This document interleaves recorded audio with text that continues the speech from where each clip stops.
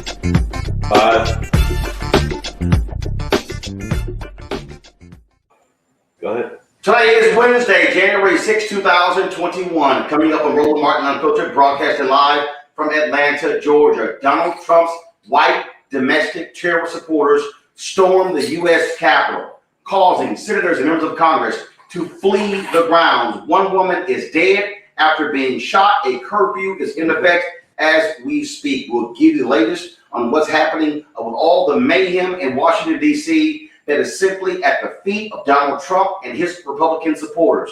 Here in Georgia, they've declared Jon Ossoff the winner of the Georgia seat against incumbent Senator David Perdue. That means Democrats now control the U.S. Senate. We'll break all of this down right here on Roland Martin Unfiltered. It's time to bring the funk. Let's go. He's got it. Whatever the biz, he's on it. Whatever it is, he's got the scoop, the fact, the find. And when it breaks, he's right on time and it's rolling. Best believe he's knowing. Putting it down from sports to news to politics. With entertainment just for kicks, he's rolling. It's on go, go, roll, y'all. It's Roland Martin, yeah. Rolling with Roland now. He's funk, he's fresh, he's real, the best, you know he's Roland Martin now.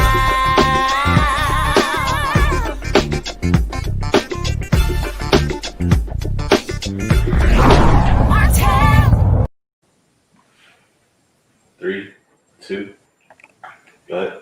Folks, Roland Martin here, reporting live from Atlanta, Georgia. What we are seeing in the nation's capital right now, we have actually seen before. Folks want to say they're shocked, they're stunned, but the reality is we at this show are not shocked and stunned by what we are seeing. This is some video that was shot earlier today of protesters, Donald Trump supporters, storming the United States Capitol, running past barricades, blowing past and fighting with Capitol Hill police officers as well. You see them there also taking apart those barricades. What has happened today has been short of stunning. It has been short of stunning. And that is what we've seen. They have stormed the U.S. Capitol. They literally jumped on the floor of the United States House of Representatives and the U.S. Senate. They also were in the offices of people like Speaker Nancy Pelosi. One woman was shot. We now can report that she has died as a result of a gunshot wound to the throat. What happened earlier today was this here. Donald Trump went out there and spoke to his supporters, but he was not particularly happy. And then he called on them to march to the U.S. Capitol. You want an understanding of what's going on? Here is this tweet right here. There's this guy, Rogan Hanley, calls himself a lawyer and a patriot. This was his tweet. This is Anthony. We should have this up. Yeah. This is the Million Patriot March. People came from the West Coast, the Midwest, and even overseas for one purpose: to fight for America and a president that fights for us. He then says history. Well, he's absolutely right. It is history. And what they have done is they have caused the U.S. Capitol to be on complete right now. What people have to understand is we have seen this nonsense before. We have seen white folks in this country who simply cannot tolerate black folks voting. They cannot tolerate losing. So as a result, what did Donald Trump do? What did Donald Trump do? Donald Trump then incited these folks all over Washington, D.C. Folks, again, what we're dealing with right now are individuals, Republicans, who are committing treason. They are committing treason across this country. And every single Republican who stood with Donald Trump, who said they were not going to support the electors that took place today, they should be thrown out of Congress. What we have to understand here, you got to understand here that what you're dealing with here is you're dealing with white domestic terrorists. Media Exactly. long time was calling these folks that were saying, well, they're protesters. No, they went from protesters to a mob. And let's be real clear. If this was Black Lives Matter, there would be hundreds of dead black people right now. If this was Black Lives Matter, I can guarantee you that the U.S. Capitol cops would have not have been unprepared for what took place. Never in any of our minds did we think that somehow that you would have folks out here who would be able to storm the U.S. Capitol, go through the Capitol Rotunda, and then be engaged in gunfire with security inside of the U.S. House chamber. Folks, again, shocking, stunning, but This is something that you need to understand. For 5 years ago, I called this. 5 years ago, when I was on ABC This Week, I said point blank that what the Republicans have done is they have allowed evil into their home, and evil now has consumed them. This party has been following Trump, and Donald Trump has been sitting at the White House loving what he saw today. He saw these people fighting for him. There is blood on the hands of people like Congressman Louis Gohmert, who actually said that, oh, this decision for Trump lose is going to incite violence in the streets. Now, your comments did that. Here's a photo here of one of these protesters sitting in this person is sitting at the desk of House Speaker Nancy Pelosi. Sitting at the desk of House Speaker Nancy Pelosi. That's what this photo here is. Okay, that's what this photo is. All right, folks. I'm going to show you some other videos and some photos of what's been going on again with these protesters. Just excuse me, these mob, these crazy folks, and just so you understand here, okay. And let's see if I can sit here and I'm gonna pull this video up because Donald Trump also addressed this group today, and then there was a particular guy. A black guy who was one of the folks who was speaking. Let's see if I can find it. And you know, they were sitting here, out here. You know, also, by the way, that idiot Representative Vernon Jones of Atlanta, he also spoke at that so-called rally today, that Klan rally. You also had, let's see here, Rudy Giuliani spoke. You know, Donald Trump came down and spoke to these people. What you're dealing with here again, folks, you're dealing with people who cannot stand the fact that Donald Trump was beaten. They support this crazy man. They support his crazy policies. And all of these Republicans, let me say it again, all of these Republicans who have been playing footsie with these people, all these folks who have been supporting them, all these people who have been backing them, folks, they need to answer for this. DC police announced 13 people have been arrested. Please explain to me how in the hell only 13 people have been arrested when we saw hundreds and thousands of these people literally storming the United States Capitol. There's no other way to explain any of this other than they allowed this mayhem to happen. They allowed these people to do what they did. Go to my iPad. This is that crazy black Republican, David Harris. Again, another one of these rabid Trump followers. They have blood on their hands as well. Every single person, the 74 million Trump supporters who voted for him, you caused this to happen today. We're not going to sugarcoat any of this. You caused this to happen. It's pure and simple what you caused to happen. That's what you have caused. I want to go to my panel right now. A. Scott Bolden is former chair of National Bar Association Action Committee. We have D. Hawkins Hagler, former Georgia State Representative. Folks, let me know when Monique Presley, legal analyst. Monique is on, legal analyst and crisis manager, joins us as well. Scott, I'll start with you, and that is to see what has taken place today, to see police there out in front of the U.S. Capitol, to see it on lockdown. They literally are going room to room in the U.S. Capitol to make sure that all of these Trump white domestic terrorists are no longer in the Capitol. Some of these folks have said they plan on staying there. This again right here, this is some video that was shot here of them earlier in the Capitol Rotunda. This is, again, they stormed the U.S. Capitol. This is some of that video. This is some of that video here. Here is, I'm going to show you in a second. This is, again, some of the other video of them marching. And remember, Donald Trump, he wanted more from that march, the Capitol. So he ordered them. He said, march to the U.S. Capitol. That's right. Donald Trump is complicit, Scott, in the violence and the mayhem that has resulted today in that woman's death. Donald Trump, if the Republicans in Congress had any guts, Scott, they would immediately remove Donald Trump from office. It's outrageous. And it's not funny. It's not Trump being Trump. This was an insurrection, if you will. This was domestic terrorism. And we sat there and watched it. Him incite them an hour after the detractors on the Senate side and the House side challenged these certified votes. This is not funny. This was, they went into the Capitol and damaged property, if you will. And so I got two thoughts. One, where were the Capitol Police as well as the National Guard?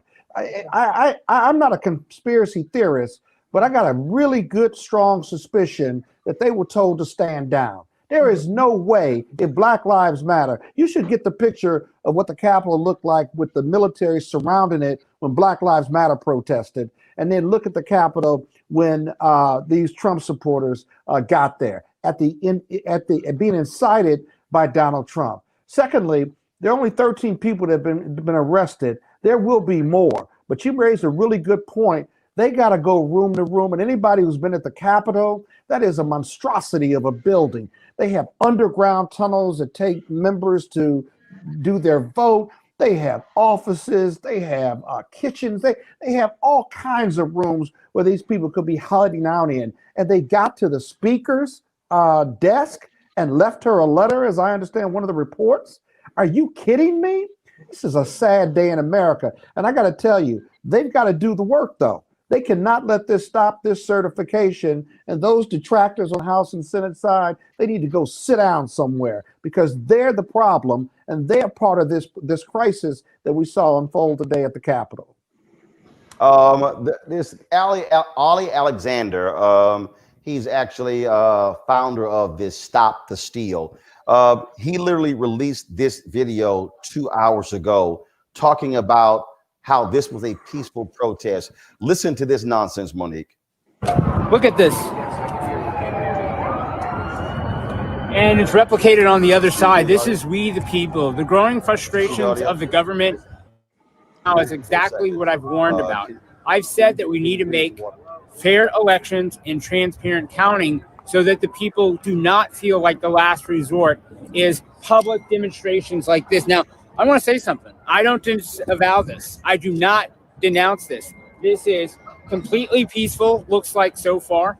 And there are a couple of agitators that I obviously don't endorse, but this is completely peaceful. This is we the people, and this will only grow when our government and our media and the banks tell us to shut up and sit down and that we can't investigate anything, we can't get to conclusions on anything, that we're locked in these tight bureaucratic deadlines that usher us to the next point to, whatever. So stopthesteal.us is going to be the home of the rebellion against an illegitimate government. Make the process fair. Monique, they're trying their best to explain this away, but the reality is these people, this was an attempted coup d'etat in the United States. By the president. Monique? Right, but that was a grifter. Okay, so let's separate. We have categories. We have people who are ignorant, who believe everything that Donald Trump says, and even though he never ever delivers for them, they still believe in and support him. And then we have people in the middle who don't believe anything that Donald Trump says, but believe that it's financially expedient, that it is economically best for them to support this Republican president as opposed to supporting the Democrats. And then we have people like old boy who you just showed. Who knows what he cares about? Who knows what he stands for? It probably doesn't stand for anything. The grift is real. He's seen an opportunity to gain attention by saying something, and it doesn't matter what he's saying. He's like a black Candace Owens or whoever else who just is positionless. But then when the attention comes from whatever position they land on, then they stick with that one. But the real point of today, see, because I'm wearing my blue, because I will not let you, whoever you are, who's still occupying the White House, whose name I won't mention, you won't get this. I'm wearing blue because Georgia is blue. I'm wearing blue because the United States is blue. I'm wearing blue because in just a few days, Vice President Kamala Harris and President-elect Biden will be sworn into office, and this entire country will be the thing that you hate the most. So I'm still celebrating. This is hideous. Everything that happened is hideous. I have more thoughts about what it would have been like if it had been BLM instead of these so-called good white folks.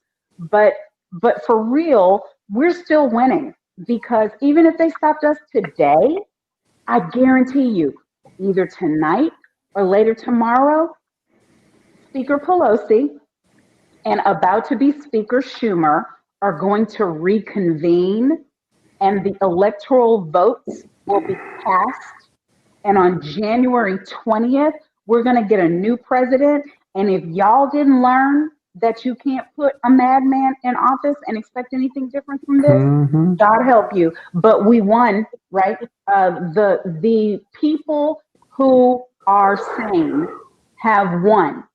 And it might be rough, because when you let an autocrat, a dictator, a treasonous person, somebody who lacks just basic like human skills, I mean, when you put the bottom of the barrel at the top, this is what you get. Yeah. But it's gonna pass. And so he tried to steal my celebration, but you won't. Warnock won. Ossoff won. And you're out.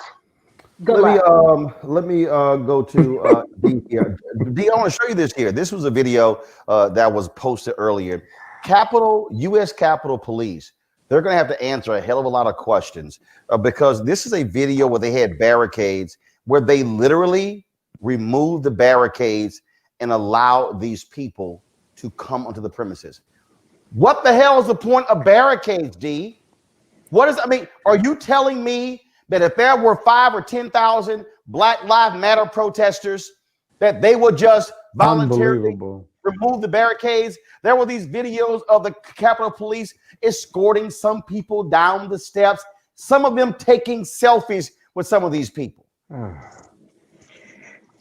Roland, it is absolutely incredulous. Let me tell you something. It didn't have to be 5,000 or 10,000 Black Lives protesters. It could have been 5 or 10, and they would probably shot down with rubber bullets and tear gas immediately. Let me say, most of us on here have probably all been to the U.S. Capitol, even at the Georgia State Capitol. We couldn't even go through, as legislators, without going through the metal detector, okay? But when you go to the U.S. Capitol, there is an extra level of security. I have no idea how they got in, except someone had to let them in, not just the barricades, but someone had to let them in that building. I'll turn their faces. I'm convinced that someone way up told them to stand down and let the Proud Boy, terrorists, whoever you want to call them, walk straight into our place where the people's business takes place and tear it up and wreck it. They wreak absolute havoc. And even though I tried to celebrate my best today for Warnock and for Ossoff, because, I've been out in the street knocking on the, cabs like everyone else, because it's a very exciting time, we can't ignore them. Because I also work in foreign countries as well. And when people start doing crazy stuff like this, they're going to continue unless you nip it in the bud. And the Republicans created this Frankenstein, and they sure better fix it. They better fix it in a hurry. Because if one thing even happens to any of our Congressional Black Caucus members, I'm telling you, it's going to be smoke in the city. This is actually the video right here, folks, of one of the woman who was shot inside the U.S. Capitol. This is, we don't know if this was the only person shot, if this was the woman who was killed, but there is a person who is dead. You see them with their guns drawn. You see what happened here. These folks were literally trying to storm the U.S. Capitol. That's what took place. We saw this sort of craziness that was actually happening today there in Congress. Excuse me. And here's the thing, folks. Congress was in session.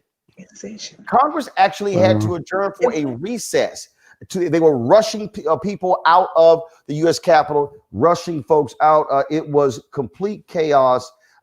We still are going to talk about what happened here in Georgia, of course, with John Ossoff today being declared the victor. I do want to bring in another guest right now. I want to bring in Rashawn Ray.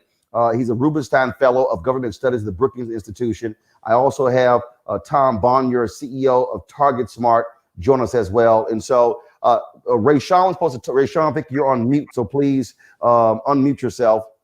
Unmute him, please, Keenan. Rashawn was supposed to be on talking about COVID. We're supposed to talk to Tom about breaking down the numbers when it comes to the voters, but obviously all of this has caused all sorts of other drama here. Rashawn, I want to go to you. Just your thoughts about what you saw today, what we're still witnessing. A curfew is in effect as we speak. We also have these folks who are still clashing with police. Finally, we are seeing police push these people back, trying to clear the streets, but they don't care. They are adhering to their leader, Donald Trump, who told them, come to DC, take this to keep me in place. They were following his strict orders. Donald Trump and the Republicans cannot deny any of this. They caused this coup d'etat to happen, Rashawn. Roland, you're exactly right. I mean, as always, it's great to be on with you talking about this difficult topic. I could continue to appreciate the platform you provide. I want everyone to think about the images that we've seen today. And imagine if those people on the Capitol steps were not white. So we always frame it as if, what does it mean if a person is Black or Latino or Muslim or Asian? No, we need to imagine what it means to be white in America, that there are certain privileges that have been provided that allow for people to storm the U.S. Capitol, to take it over, to sit in the House Speaker's chair at her office and take a picture of her keyboard saying, we are not done yet. These are domestic terrorists. Trump has emboldened this. And I want people to go back to 4 years ago. When Trump was elected, what people have to realize is that every place that Trump campaigned in 2016, hate crimes increased over 200%. We've seen a continuation of that. And what people can't get over is that when democracy operates, that's the way that it should, like we've seen in Georgia, like we've seen in a lot of other places, and people got to the polls. There are domestic terrorists emboldened by the president of the United States that cannot handle that. Tom, I want to bring you in here. Again, we were supposed to break down these election numbers. I'm going to try to get to some of that. But Tom, let's just be honest. What these people are also angry about, they're angry because Black people participated in democracy. They're angry that Black people in DeKalb County and Fulton County were the ones who put Raphael Warnock and John Ossoff over the top in Georgia. And that's how they are going to be 2 United States senators. They're angry because Donald Trump was pissed off that voters in Fulton County did not voted for Joe Biden and Kamala Harris. They are angry, led by Donald Trump and Republicans, because of Black voters in Philadelphia, in Detroit, in Milwaukee. This whole shenanigan today, this whole sideshow when it comes to the electors was all because Donald Trump and the Republican Party are pissed off that Black people wholesale rejected him and caused his defeat. And that's what we are seeing. We are seeing in 2021, white Americans do the exact same thing they did in previous eras when Black people went to the polls and voted for their interest.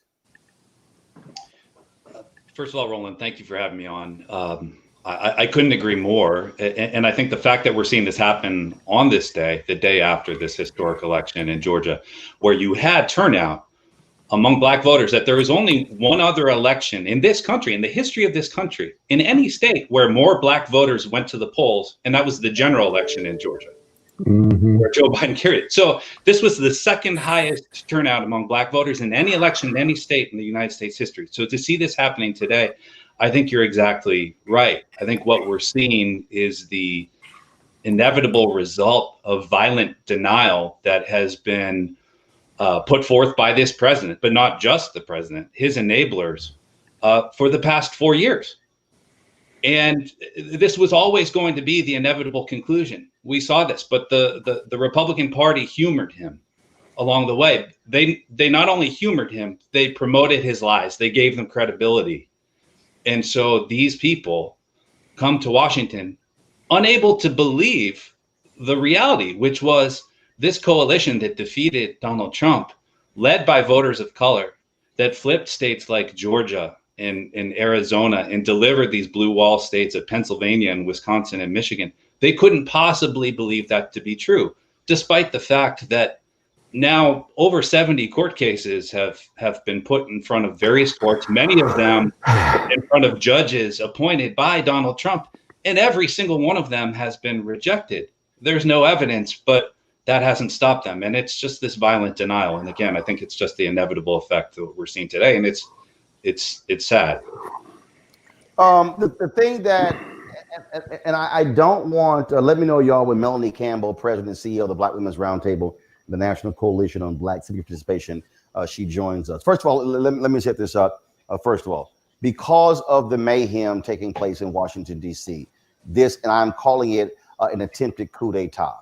I ordered our Roland Martin Unfiltered staff home. So normally we produce the show. We have a whole staff there in our control room in Washington, D.C. We are completely doing this show remotely. And so Anthony is here with me in Atlanta. Keenan White is my digital specialist. He is producing this out of Chicago. And so we are completely virtual doing this. And so if we have any glitches in audio, just understand we do not have a full complement of staff, but we still are making this thing possible by being able to stream this through StreamYard. So we're going to figure out how to make it happen, and we are making it happen. The thing that we are dealing with here, and I want people to understand this, and I want people to not to completely misconstrue what I'm about to say. But while we were actually with the Warnock campaign, they had a brunch a little bit earlier for staffers, and we went by just to be with them and sharing their joy. And we saw this thing unfolding on the television. And I'll be honest, Monique, while this was happening, I literally was smiling.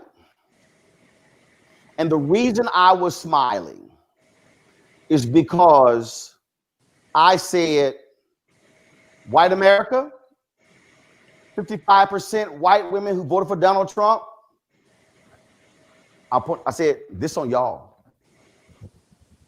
Y'all can't include us in the conversation.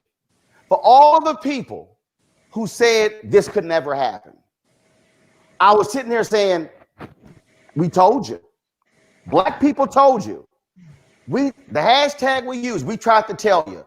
We told America, if you elect this thug, what you are doing is you are letting this person into a power who will abuse the power.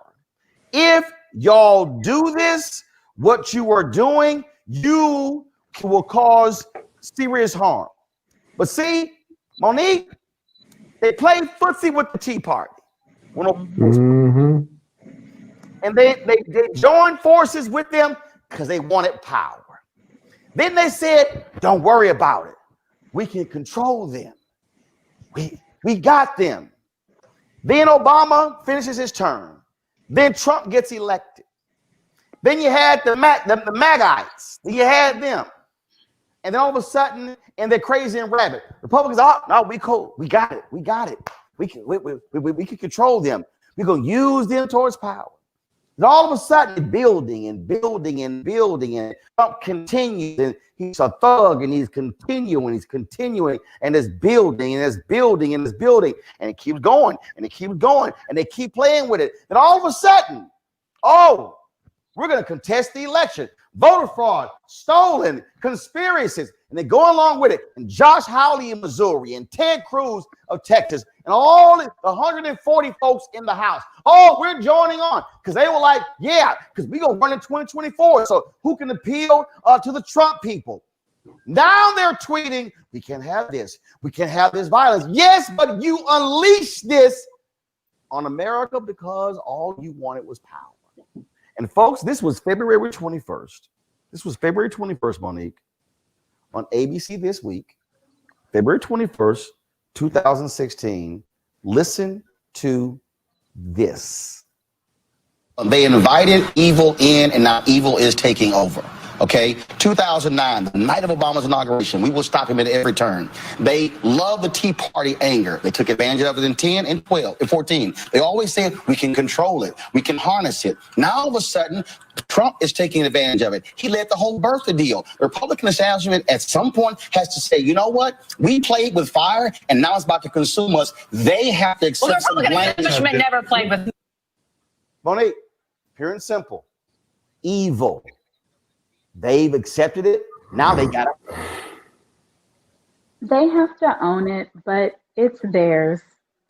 You know, I will go along with you and anyone else who says that they were trying to harness it.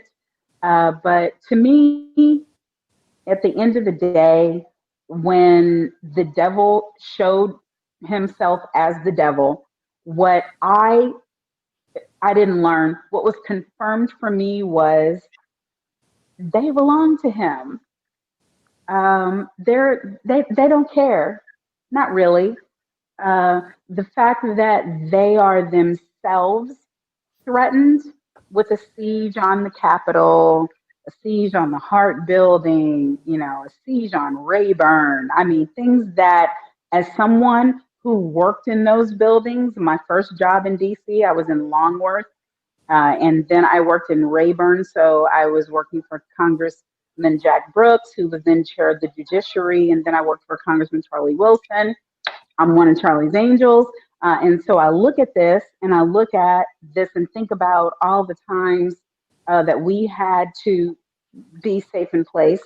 We had to shelter in place where there maybe was a thought of a bomb. I was in the congressional offices during the anthrax attacks. So I was checking that mail and I got powder in the mail and I remember what that felt like. And then I was with the DC Attorney General's office for 9/11. And I had people in my family and my friends calling me tonight who were saying, call me back, text me back. And one of my girlfriends said to me after I responded, she said, okay, because this was reminding me of 9/11 when I was texting and texting and texting you and I couldn't get a response back. So these consequences are real for all of us. I'm sitting right now, you know, in Virginia, undisclosed location, but I'm under shelter in place. I have a curfew. I can't go get groceries for my kids if I want to. And I don't believe, frankly, that those in power, the McConnells of the world, the Kevin McCarthy's of the world, I refuse to believe they give a damn until they prove it. Because I think that they can hunker down now, they can hide, and then they'll still do whatever they were going to do tomorrow. And they won't really be worried about it to the point that they will come forward forcefully against the Trump machine, because it's not just that crazy man. It's everybody who has the intelligence, the information, the oppo that his organization has developed over the past 10 years. That's what they're worried about and susceptible to. They're worried about his demon spawn. They're worried about his lineage and what they're going to do in next elections. You know, I mean, Donald Trump could be gone off the face of the earth tomorrow and they would still be scared because they know that the vestiges of the Trump operation have them by the, you know, I'm a lady, so I won't say it. My point being, yes, the Capitol saw something today that it hasn't seen to this extent except by enemy bombers coming in. We haven't seen that threat. But this is something that the people who are in power can swallow comfortably, and I'm sure. Let's just watch tonight. See what they say tomorrow. They're not worried. Ray Sean and Tom, as Monique was talking, I literally was thinking about Mother Emanuel. And Ray Sean, the reality is this here. The only reason the Confederate flag came down from the Capitol was because 9 black people were gunned down in a church.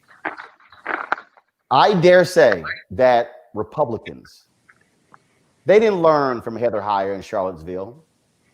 They didn't learn from Donald Trump's both sides. But that woman, that video we showed, the woman who died, she died laying on a Trump flag. There is going to be I fundamentally believe, Ray Sean and Tom, there's going to be a reckoning in the Republican Party, because the way this is unfolded to storm the U.S. Capitol, there is no explaining this away. There is no, well, all of this bullshit about we need to be concerned about the feelings of the Trump voters. There you go. Exhibit A. Those are your feelings. What say you now? Sean first, then Tom. Yeah, I mean, you're exactly right, Roland. I mean, the United States of America is what we thought it was. This is the United States of America, what we are seeing today in all of its bad and in all of its glory. Simultaneously, while that's happening, Jon Ossoff won the Senate runoff in Georgia. It is now 50-50. Kamala Harris breaks the tie in the Senate. And so when we think about these sort of things happening and what we saw today on the U.S. Capitol, and look, it's important for people to know this. I go to the Capitol quite often to meet with policymakers, to testify. And I mean, it literally looks like the combination of trying to go to the airport coupled with trying to get onto a military base. So we have to realize that also what we saw today was that the police who were supposed to be protecting those buildings also became troublesome bedfellows with those domestic terrorists who were taking it over. And we have to be very, very clear that police officers were participating in that. The other thing that's important for people to understand how historic this is, this coup d'etat, as we were calling it, storming the Capitol, has not happened. The last time it happened was the early 1800s, when we were still feuding with Great Britain. I mean, our republic was just being established. These people went into sacred ground. And I agree with you that we're going to see a mass reckoning in the Republican Party. They lost the presidency. Of course, the House is still controlled by Democrats. They have now essentially lost the Senate because Vice President Kamala Harris breaks the tie after our fraternity brother, Reverend, now Senate-elect Raphael Warnock and Jon Ossoff won. And what I heard today were a lot of Republicans who were actually upset. And it's interesting why they were upset. They were upset because for one of the first times, their lives were actually disrupted in what was happening. And I'm very interested to see what's going to happen tonight and the rest of the day. But look, this is it. When people have been able to cheat and have been able to get where they are because of their symbolic privilege as it relates to whiteness, when things are fair and when equity is being pursued, they feel cheated and they act out and they want to go take over something and do more damage. And that's what we're seeing today. Tom, go right ahead. Roland, I couldn't agree more with Rayshawn. And to your point, in terms of how we've dealt with these Trump voters, our media especially was just ill-equipped to handle this situation from the beginning. And when we think back to the 2016 presidential election, there was this obsession after that election to find these Trump-Obama voters, these mythical swing voters. And if I read another New York Times profile in a diner in Western Pennsylvania of these white working class voters, and they wouldn't even say working class was always just code for white. And the media has slowly come around, and we're seeing that. But they sowed the seeds of this years ago in terms of how we talked about these Trump voters, how we talked about this overt racism, how we talked about Republican elected officials at the highest level using this racism to their own advantage. We still see this with what Ted Cruz and Josh Hawley are doing today, and they're not alone. So yes, there has to be a reckoning within the Republican Party. I don't know what that's going to look like. I mean, obviously, after the results last night, and they look at this and the fact that you look at a state like Georgia, and as Stacey Abrams and others have said, Georgia isn't a red state, it's a voter suppressed state. And we saw the effect when black voters, the voter suppression still exists there, but the turnout was so overwhelming that Georgia made history beyond the numbers that I quoted earlier. It's the only state in this election where it flipped presidentially from the previous election. We flipped a Senate seat. We flipped 2 Senate seats, picked up a congressional seat. It's the only state where that happened. And so Republicans have to look at that, a state that they considered a solid state for themselves, and they lost badly. Obviously close elections, but they lost them all. And they have to have this moment of reckoning. My concern is that there are too many leaders in the Republican Party still who are addicted to exactly what you mentioned earlier. It started with the Tea Party, with Sarah Palin, when they saw the massive attendance at these rallies and they realized that this overt racism was a way to gain power. And my concern is that there are too many in the party that are still addicted to that. You're absolutely right when it comes to what we see with this election. Monique is right. We're not going to allow this to take away from what has happened here in Georgia. We are also now joined by Melanie Campbell with the Roundtable. For your birth, but before I go to Melanie and Lauren, and the swing back around to other panelists, more panelists who we have, but this is obviously not a normal situation. So I'm going to be working folks in. Do me a favor, if you're not speaking, just do me a favor, if you can mute your microphone.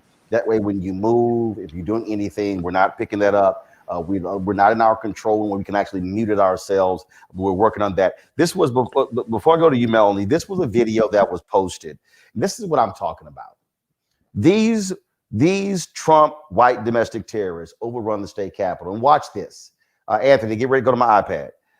This is a video here of a U.S. Capitol police officer taking a selfie with one of these people. Watch this.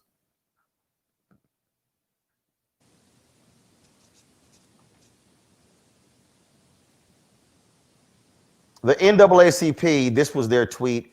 It's a dark day in America when a United States Capitol police officer decides to take a selfie with a terrorist, and they wonder why we don't feel safe, Melanie. Yeah, Roland, thank you for inviting me to join the conversation.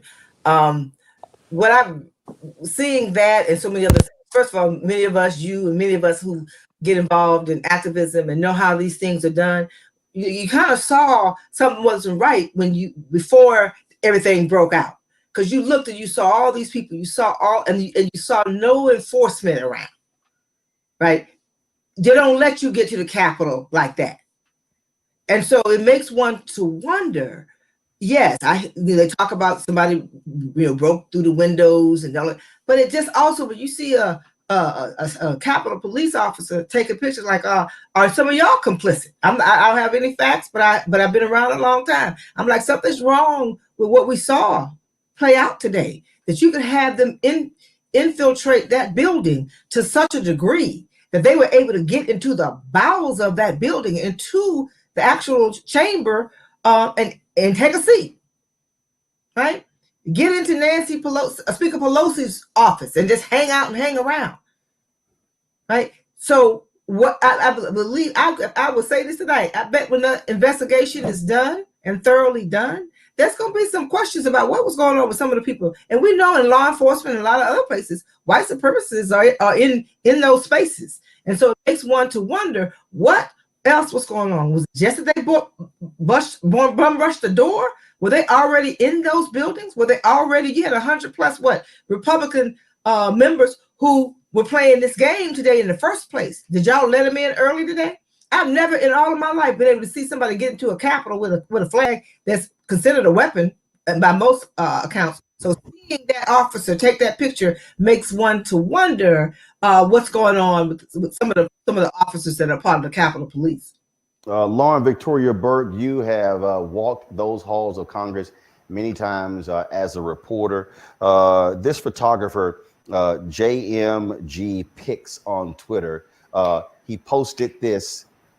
This is Robert Big O. Burnett. He took a letter from Speaker Pelosi's desk after storming the U.S. Capitol. This is the photo of that particular guy. I guess he's dressed in a bathrobe. I don't know what the hell is going on here. But Lauren Burke, how the hell were Capitol Police not prepared for this? These people were saying, we're coming. Trump was saying, hey, y'all come on. That light presence, you swear it was a normal day on the U.S. Capitol. Roland, I mean, I don't know where to begin, really. I've been around the U.S. Capitol since 1996. I've dated 2 U.S. Capitol police officers, one of whom was involved with everything today. And of course, I was texting many friends at the Capitol today. It should have been absolutely impossible what happened today. If I heard my boyfriend say once, I've heard him say it 1 trillion times, that they drilled to secure the floor of the Capitol, secure the building. I was there during 9/11 when they had a huge perimeter. I was at the Capitol for the first Million Man March when I worked for ABC News. And the second, the anniversary 20 years later, riot police, et cetera, and so on. You know, the idea that you could not have a perimeter today, knowing that these people were coming, knowing that the president had already incited them, knowing that the last time they were here, they went after Metropolitan AME and several other black churches. We know all of those things, and somehow or another, nobody's ever prepared for this. It's absolutely outrageous. And I'm sure you have been doing what I've been doing all day, which is texting members of Congress who are in the complex. Most of whom I've been texting are locked down in their offices. But the idea that somebody could get on the floor of the Senate chamber or on the floor of the House chamber with that level of ease is completely outrageous, completely outrageous. There is a SWAT team that circles the Capitol all day long. There's 2 of them in a big black truck. They're basically the Capitol SWAT team. Really, they're called the CERT team at the U.S. Capitol. There's a guy with there's 2 guys with a Rock River rifle, automatic rifle, sitting on the top of the Capitol right there. There's 2 sets of Capitol Police on the outside when you come in, and on the inside when you hit the metal detector at either door, whether you're on the Senate or House side. So the first question has to be, how did these people get into the building? Did they bum rush the door? Did they push their way in? The building was closed. Only staff was allowed in today.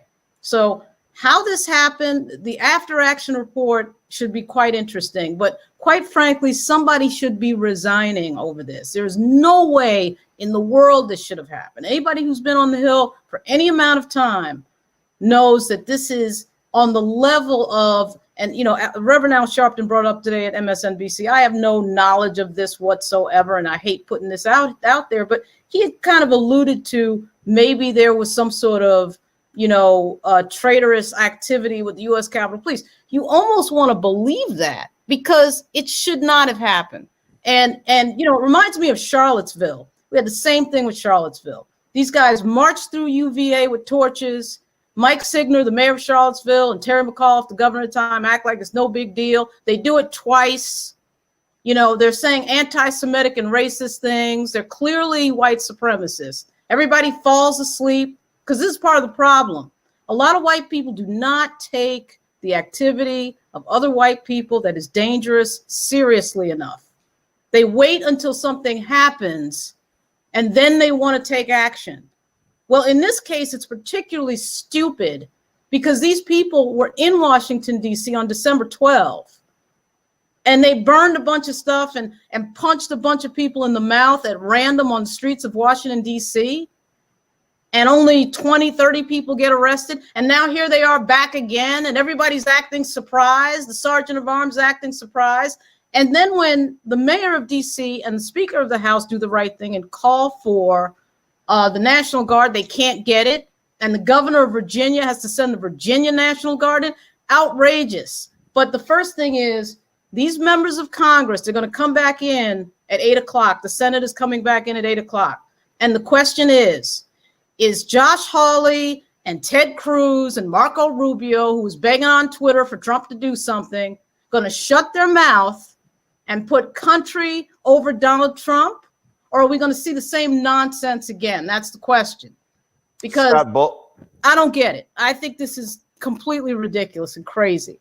Scott Bolden, this is a photo that Axios posted. This is literally one of Trump's white domestic terrorists sitting in the seat of the Senate president. These people got access to the floor of the United States Senate. Now, if there's one thing here, look, those of us who've been to the U.S. Capitol, I am a reporter. I can't even get walked onto the floor of the U.S. Senate by a senator. They were roaming around. They've been rummaging through the desk of members of Congress. This is never thought would absolutely see anything like this, in this country. But what we have to understand, Scott, is that these people are not going away because their dear leader released a video, and you know what he did in it? Started off by saying they stole the election. He is encouraging this and will continue to encourage it. Scott, when the House and the Senate comes back, the guts should be remove Donald Trump from the Oval Office right now.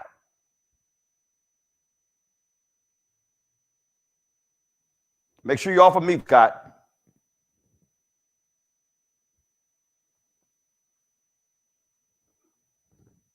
I'm not hearing Scott. Scott on mute?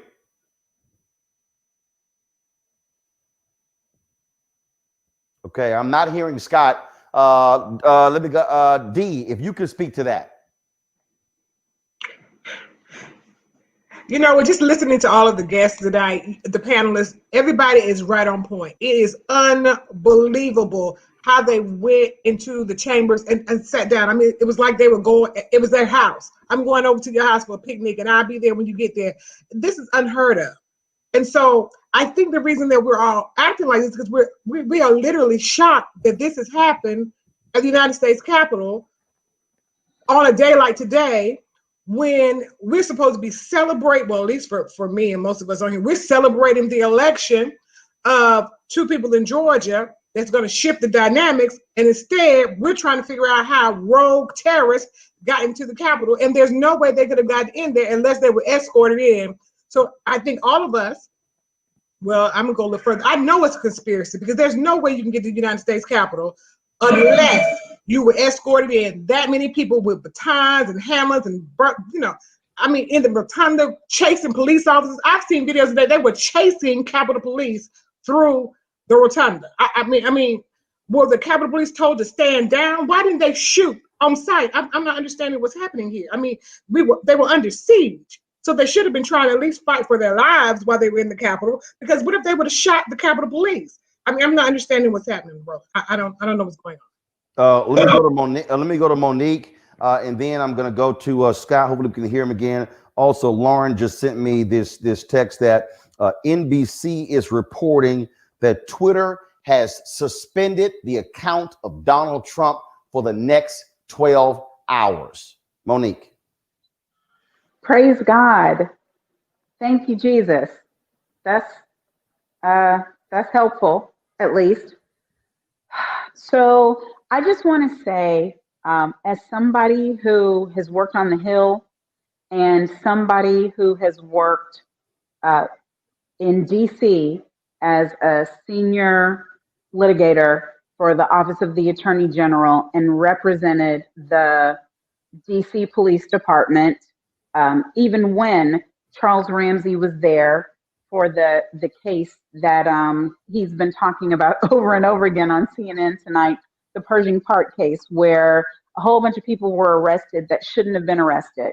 And I came in after that. I understand a lot about why the DC Police Department acted in the manner they did, but I want to speak up right now for DC Mayor Muriel Bowser. I want to speak up right now for the brand new, like just today's the 5th, 3 days ago, new chief of the DC Police Department of Conti, Chief Conti, Robert Conti. They did everything they could do. Okay. Muriel Bowser did not ask for the National Guard today. She knew that the crazies were coming. She knew that the anarchists were coming. She knew that the Proud Boys had a whole bunch of hotel reservations. She knew all of that. So she did what she's supposed to do as a territory, because DC isn't a state yet.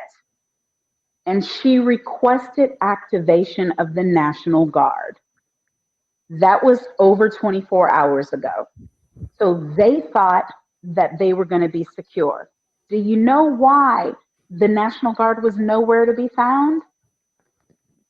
The DOD, Trump's DOD, is who's responsible for activating the National Guard. The request has to be granted by the feds. So remember, Monique, as you're talking, just give me 1 second. The National Association of Manufacturers. I'm reading a tweet here from, in fact, here it is right here. The National Association of Manufacturers, they have called, this is according to a tweet from Howard Dean, they have called for the immediate imposition of the 25th Amendment to remove Trump immediately. Go right ahead. right. Okay. So the people who put the guns in the hands of the people who stormed the Capitol. No. This is National Association of Manufacturers. These are not gun manufacturers. The manufacturing industry. Go ahead. All right. So the Capitol Police work at the direction of the federal government. The National Guard works at the direction of the federal government. So those are Trump agents. They only go when he says go.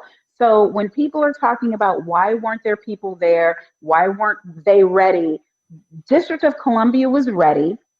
The entirety of the District of Columbia Police Department was activated and out in the streets. But even after there had been an assault on the Capitol and the different barricades had been breached, I think 3 levels had been breached, and that west side had been breached to gain entry. And to answer Lauren's question, they gained entry from a door where there was no guarding, but it wouldn't have mattered because there were too many of them. When all of that happened, DC police, according to federal law, has to gain permission to enter the Capitol. Right. So in order to secure the premises, Muriel Bowser came on here and explained like 2 hours ago, we just gained permission to lock this down. So I'm saying, yes, there were failings. They were intentional. DOD could have said yes to National Guard yesterday. They didn't. State National Guard came before National Guard, Federal National Guard came. So that was all intentional. Money, here's the deal. Here's the deal. There are people in there. First of all, there are people in outside of Washington, D.C. who don't understand how all of these pieces work. So for instance, they don't understand. No. I got all of that. And all I'm simply saying is when Lauren was talking about in terms of what I'm talking about is I'm not speaking of DC police. What I'm talking about is U.S. Capitol Police. And what I'm saying is U.S. Capitol Police were grossly unprepared for what took place today. And that's part of the fundamental issue we're having. But here's the deal. I'm not about to get caught up in also the whole police deal. The greater threat here is that this is January 6th. There's an inauguration in 14 days. Unless something is done, Scott, unless people literally are arrested and thrown in jail, unless when you have insurrections, you're supposed to take down insurrections. And so, excuse me. No, hold on. Roland, they've only killed black people. If you look at I understand that, but I know what I know that. Shoot white people. But the point I'm making, they don't do that. The point I'm making, Scott, this is an insurrection, and you better deal with this because these people are armed, and we saw what they did in Michigan. in Idaho, in Wisconsin. Trump gave them the green light. It's going to continue. Scott, hopefully we got your microphone issue fixed. Go.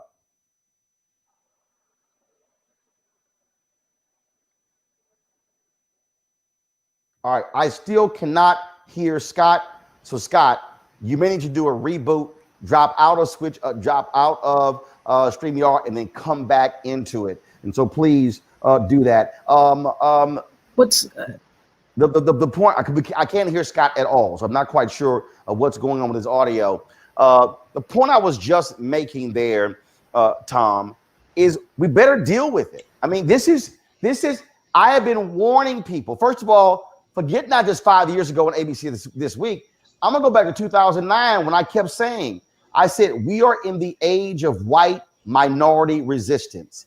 Because of the demographic shifts, when Obama got elected, these people cannot handle what is about to happen.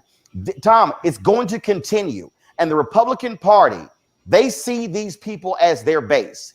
They see them as their rabid followers. And so this is going to be the moment. There's January 6th before and January 6th after. And this is now all on the Republican Party. Forget Trump. This is going to be on McConnell, McCarthy, Scalise, the RNC, their funders, their donors. It's going to be on them. They right now are going to have to make a decision, Tom. Are you with America or are you with sedition and treason? We can't, Tom, we cannot allow any other conversation politically to take place. They are going to have to pick a side. Either you're going to be so-called real patriots or you are with sedition and treason. Well, we were talking about in terms of the consequences and the moment of reckoning for the Republican Party, and the fact that this needs to be a moment of reckoning for them, but not just for the party, for the country. That it's a cancer that they have created, that they have let into the bloodstream and the body of our American democracy, and they are truly the only ones who can remove it. But I think the challenges are how we see it's being dealt with at this moment. And it's obviously very early at this point. But again, we see no reports of those terrorists who stormed and took over the Capitol being arrested, being removed in cuffs. In fact, we've seen videos of them walking out and walking away. Now, hopefully they will face justice, but that certainly points to a level of white privilege that is breathtaking. And so we'll see. In order to begin to heal this democracy, if I had control of things there, and I don't, but Congress needs to return. They need to vote immediately to accept the results of this election and the electoral college votes, and then they need to vote to impeach and remove President Trump. I think it's that simple. What we saw here, so we lost D, we lost Scott. Melanie, I want to go to you. This is also a lesson. Tom referenced this earlier, Melanie. Mainstream media play games with this. Right. They kept acting like no big deal. Oh, Trump's tantrum. For the longest, they wouldn't use the word lie. Those of us who study our history, we saw this. Mm-hmm. We knew what was coming. Right. We knew that man loses. This was going to happen. And so when Tom says, I need to see people arrested, you damn right. I need to see people in twisty ties behind their back. I need to see 18-wheeler paddy wagons. Mm-hmm. But what this was, no, we don't want to do that. We don't want to sit here. We don't want to hurt their feelings. They're Trump people. Damn their feelings. These people literally want to overthrow the government. That's what you got to deal with. That's what you got. You got to deal with them like traitors. Right. And that's what they are, right? And Roland, you said something earlier about how long this has been going on, right? This has been going on since Obama got elected, right? They didn't just start. Trump, stoked what was already there. So that's why he started dealing with the birtherism issue. So this has been going on. I remember being on that mall when Dr. Height was still living, and was still doing the Black family reunion on the mall, and coming to a Black Leadership Forum meeting, and her having a concern. Why? Because we knew that all of the what quote unquote Tea Party folks were showing up. I had never seen that level of hatred in my adult life, at least. What I saw, and many of us went out there just to kind of be a team within the civil rights community to ease some of her concerns, and being on that mall and seeing that level of hatred. So it didn't just start, right? He took it and he put it on steroids. And the reckoning, what we saw today and it's still going on, because they're still on the streets, and I see them pulling up buses. So hopefully we go see some people get locked up. But at the end of the day, this is just the culmination of it. And they kept on playing with this fire. They kept on playing with it after he got elected, Mitch McConnell and all the rest of them, and Ted Cruz, and that whole cabal. I was going to say something else, but that cabal. And all of them have to really, because at the end of the day, when they came in there, they were pissed with them too. They were pissed with Mike Pence. It was going to be an equal opportunity problem had they gotten in there while they were still in there, right? So the question becomes, and you're right, the media getting ratings and just let this stuff go on and on and on. And so we're at this inflection point where to thank God for Black folks and the Black vote, because we saved this democracy and we keep on saving it. And in Georgia, with Ossoff and Reverend Warnock being able to come and have that 50-50 vote. And then the other part of the optics of all of that, it's like, it's such a time as this. We are in this moment in this country, right? And Black people are stepping in, and we're carrying the load of this democracy on our backs, right? And so the demand has to be, in this first 100 days, as this administration come in, they got to play hardball if they want to see this democracy, this United States of America, be in America. They're going to come in ready to get the work done. And yeah, you can be bipartisan, but you have the first woman and the first Black and Asian American woman who is now has the tiebreaker. You have the White House, the House, and the Senate. And so the first 100, they got to come in there and get some things done. And that Department of Justice got a lot of work to do. That Homeland Security got a lot of work to do. FBI got a lot of work to do. And I suspect that they need to lock up as many of them. The fact that they have those folks on camera, they need to be prosecuted, because if they don't, then what? Because racism never left the shores of this nation. So those folks have always been here, but they were given the kind of platforms to do what we saw happen. I don't even say that's the culmination, but it shows when the rallies of the madness wasn't enough. They had to come in and show, but then somebody died. I don't know if they were a Trump person. Yeah. Now we actually somebody died today. Yeah, we showed the video. We showed the video earlier of that woman, the gruesome video of her. She was shot in the neck. She did indeed die. I need to go to Lauren real quick. Lauren, this just in: Stephanie Grisham, who is the White House Chief of Staff and spokesperson for the First Lady. She also is former press secretary and communications director for Donald Trump. She has resigned effective immediately in the wake of these protests. Still no profiles encouraged from many Trump people. The reality is they stood by this man, allowing these things to happen. He leaves in 14 days when his term is up. But guess what? Lauren, these people, if you have worked for Trump and you are working for Trump, that stench will never go away. It will always be with them. Anybody, Black MAGA supporters, any of these people, that stench is staying with them forever. We will never forget. As it should, because this is what they're doing, is they're leading an insurrection against our democracy. That's what they're doing. And in the case of these idiots, Ted Cruz and Josh Hawley, they're doing it so that they can become famous and they can become the next Donald Trump. That's their big thing. It's embarrassing. It's crazy. It's dangerous. It's stupid. It's everything that you said it was. One of my best friends is a U.S. Capitol police officer on Senate chambers. He obviously has been texting me all day.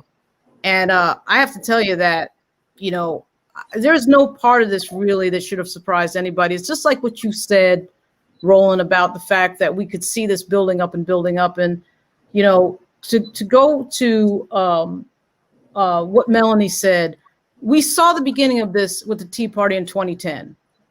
When Barack Obama took office and they sort of created this fake movement against him to stop his government.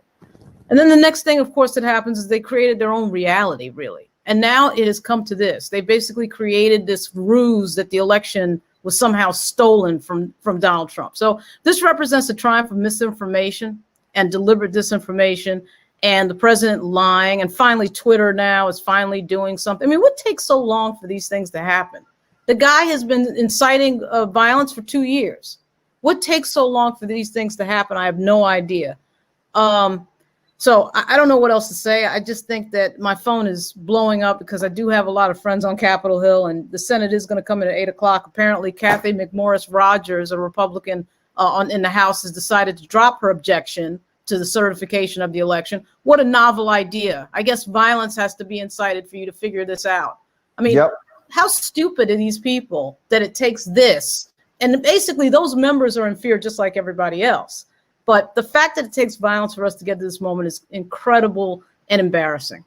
Rayshawn, this is an image right here where reporters were inside of the U.S. House chamber. Again, here are security personnel on the floor of the United States House, guns drawn, pointed at the door, barricade blocking the door to keep these thugs from walking into the U.S. House chamber. That is how significant this was that we saw. But not only that, this also, give me a second, there's another image that we saw. This is from the Twitter feed of John Lynch of WTRF. These folks, literally, these Trump people, had a noose, had a hangman's noose built as a part of their march. This is the messaging. This is the messaging that they were sending out to the country. This is what they were sending. Again, when you start talking about the craziness that we are seeing from these folks, it's unbelievable, Rayshawn. And the real question now is, Republicans, what are you going to do? And to Lauren's point, just because this one person said, "Oh, I'm dropping my objection," hell no. You will forever be remembered as being with these people. And so it's about to be a whole bunch of folks jumping ship because what they now realize, this ain't a game, baby. A person is dead. This is no longer a game. Now, let's see what's next. Rayshawn, go ahead. I mean, Roland, you're exactly right. Racism is so American that when people protest racism, people think you're protesting America. And when people engage in racist acts, it's viewed as being normative. Some of the things that we heard from Tom and President Campbell, from Melanie, were spot on in terms of thinking about how Trump injected a steroid of hate into the bloodstream of America. Of course, it was there, but it was kind of laying dormant in various ways. And we've seen, not only over the past 4 years, but if people have said since Obama, irking up when we have nooses, when we have people storming the Capitol. I want people to think about this. Imagine if the people behind those doors of that image you just showed were Black. Imagine if they look like most of us.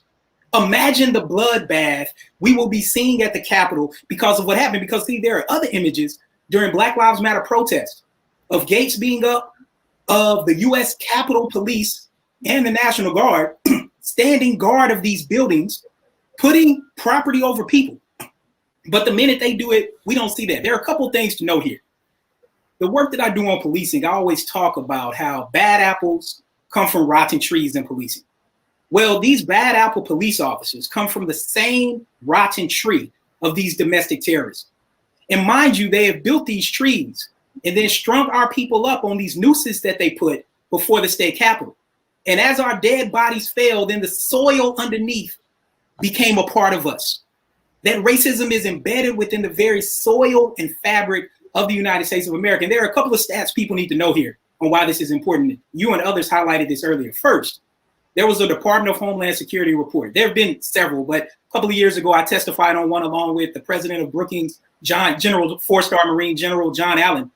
And in that report, it talked about the way white nationalist groups, white supremacist groups were infiltrating police departments again.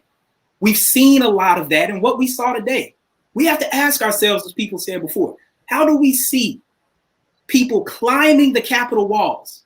I mean, it looked like straight out of a movie. People climbing the Capitol walls, police officers letting them in, going through security that normally at times can look like Beirut. There had to be something going on, and this is the key point.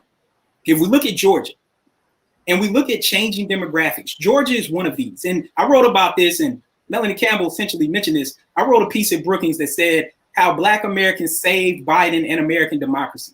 If we look at the state of Georgia, the Black population since 1990 has increased from 1.8 million to about 3.5 million. That shift is a great migration back to the South. That's not just happening in Georgia, but it's happening in North Carolina, that's happening in Mississippi. And we're starting to see a spread. And we also have to be careful, particularly when white people do this. They're like, oh, we're the minority. Well, actually, when you break down the major racial groups in the United States, you're still well over 50% of the population. But that's the key point. The way they think about whiteness, it's about protecting white supremacy and whiteness versus everything else. And they can't handle the pluralistic society that we are moving toward as we get fair and equitable democracy and people being able to get to the polls. This, Monique, I'm gonna go to Monique, I'm gonna go to Tom. Monique, this Senator Tammy Duckworth said as they were being rushed off of the floor, a quick thinking U.S. Senate staffer said, wait a minute, grab the electoral college votes. This is a photo of those actual votes. If it wasn't for that quick thinking staffer, these electoral college votes could have been destroyed when these white domestic terrorists stormed the floor of the U.S. Senate. Then we would truly have been in a constitutional crisis because we would not have had those actual signed votes.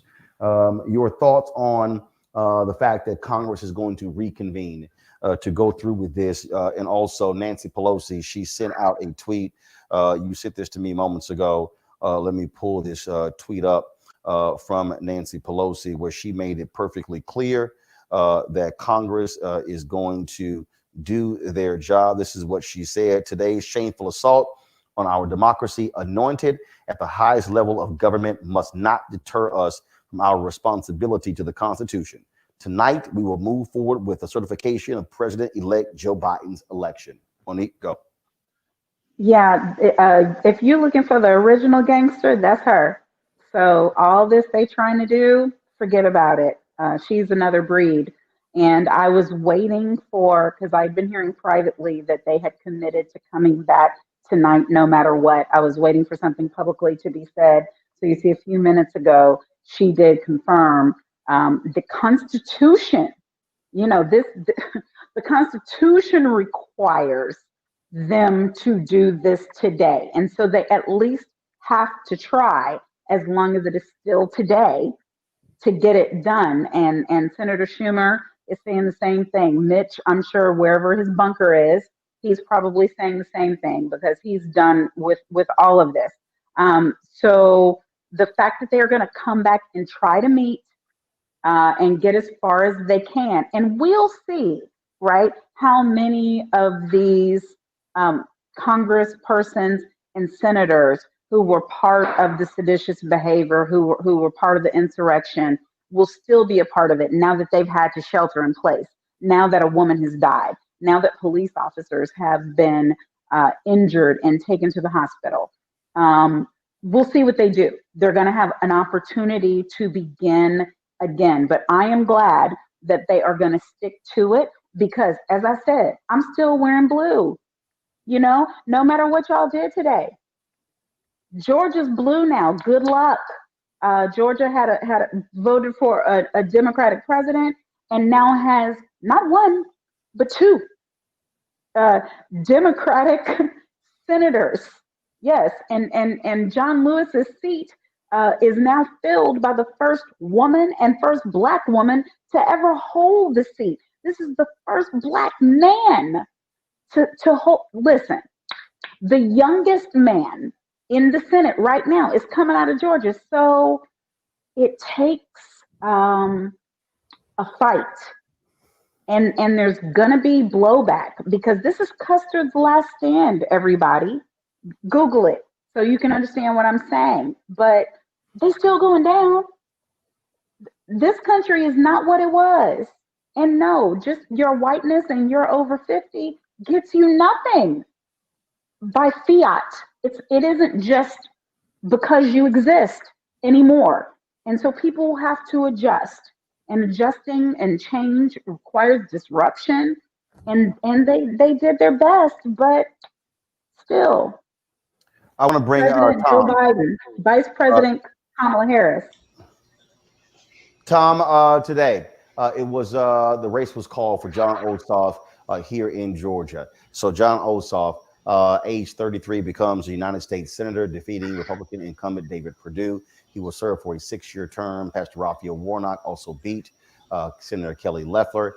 He will fill the remaining term of Johnny Isakson. He will be running for re-election in 2022. You broke down the numbers, and I really believe first of all, all of these things are all come together here, Tom, because what we're dealing with here, we're dealing with the changing face of America. We're dealing with America looking completely different than what it used to look like.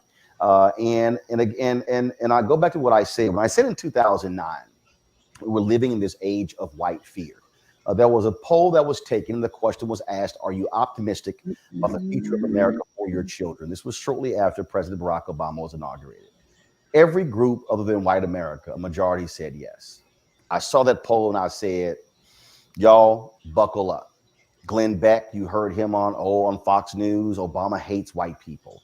You saw the vicious attacks that Fox News and Fox Business did on him. Then they took it to a whole new level when Trump gets elected. You're seeing the people out there. You're seeing Lou Dobbs, and you're seeing Sean Hannity and Laura Ingraham, Peter Hegseth. You're seeing these people, Jeanine Pirro, align with him. Then you see One America News and then Newsmax go even further. These people have been yelling and screaming for the last 4 weeks. Oh no, he can still be president. It can still happen. They are denying anything, and what they're doing is they've been feeding the QAnon folks. You got that crazy woman right here from Georgia who said that, oh yeah, the election was stolen for Trump, but then she said that her election, when she was on the exact same ballot, him was good. So how is yours good, but then his was bad? You had this feeding into it, and so what you had is you've had, Tom, this hate that has been brewing. Mark Levin and Conservative Talk Radio and all of these people, folks who did not like Trump, but then they all flipped to Trump. You have folks like Michael Savage, who was savaging Donald Trump, saying how evil he was, and saying to the other Republicans, the other Conservative Talk Radio people, what the hell are y'all doing aligning with this guy? But it's the electoral map, Tom, that's fueling this anger and this rage, because they can't stand it that we now are using that power in that ballot box. And Tom, if they think what we just saw in Georgia was a fluke, they better think again when Stacey Abrams is on the ballot facing Brian Kemp if he wins the primary in 2022.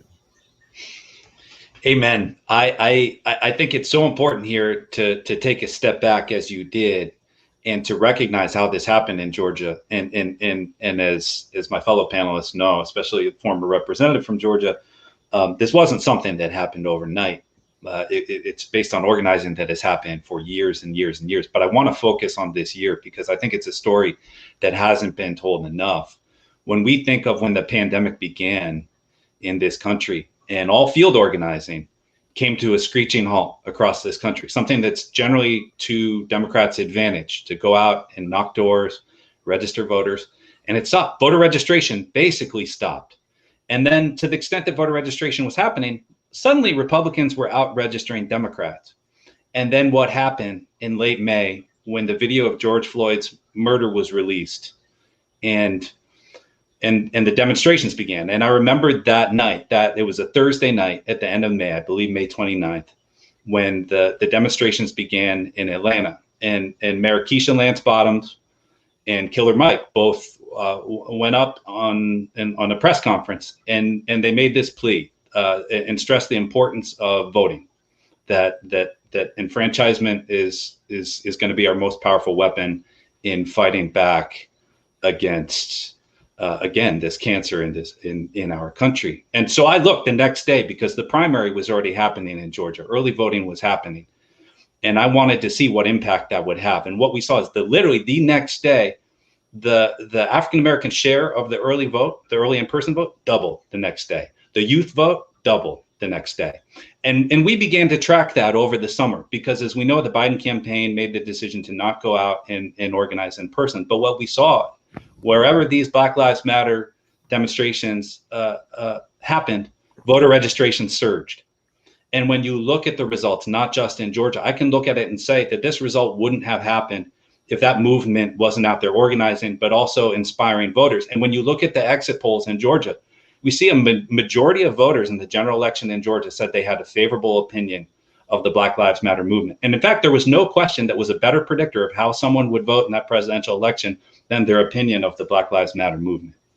And so you can't separate the two. You're absolutely right, Roland, in terms of this all being connected, because you see the white privilege reaction to this, to the undeniable progress of demographics in organizing, in justice. And to be clear, this is only one step in the right direction. Now we have to get past the performative acts, and we need to see Congress actually make good on this. We need to see them renew the Voting Rights Act. We need to see them do so many things so that this doesn't become one moment in time. Because to be clear, Black voters delivered Georgia. They delivered these other key states. And so now Congress is going to need to act. The thing that's interesting about what Tom just laid out there, Melanie, is we had all these Democrats. Oh my God, defund the police is going to kill us, is going to kill us. Guess what?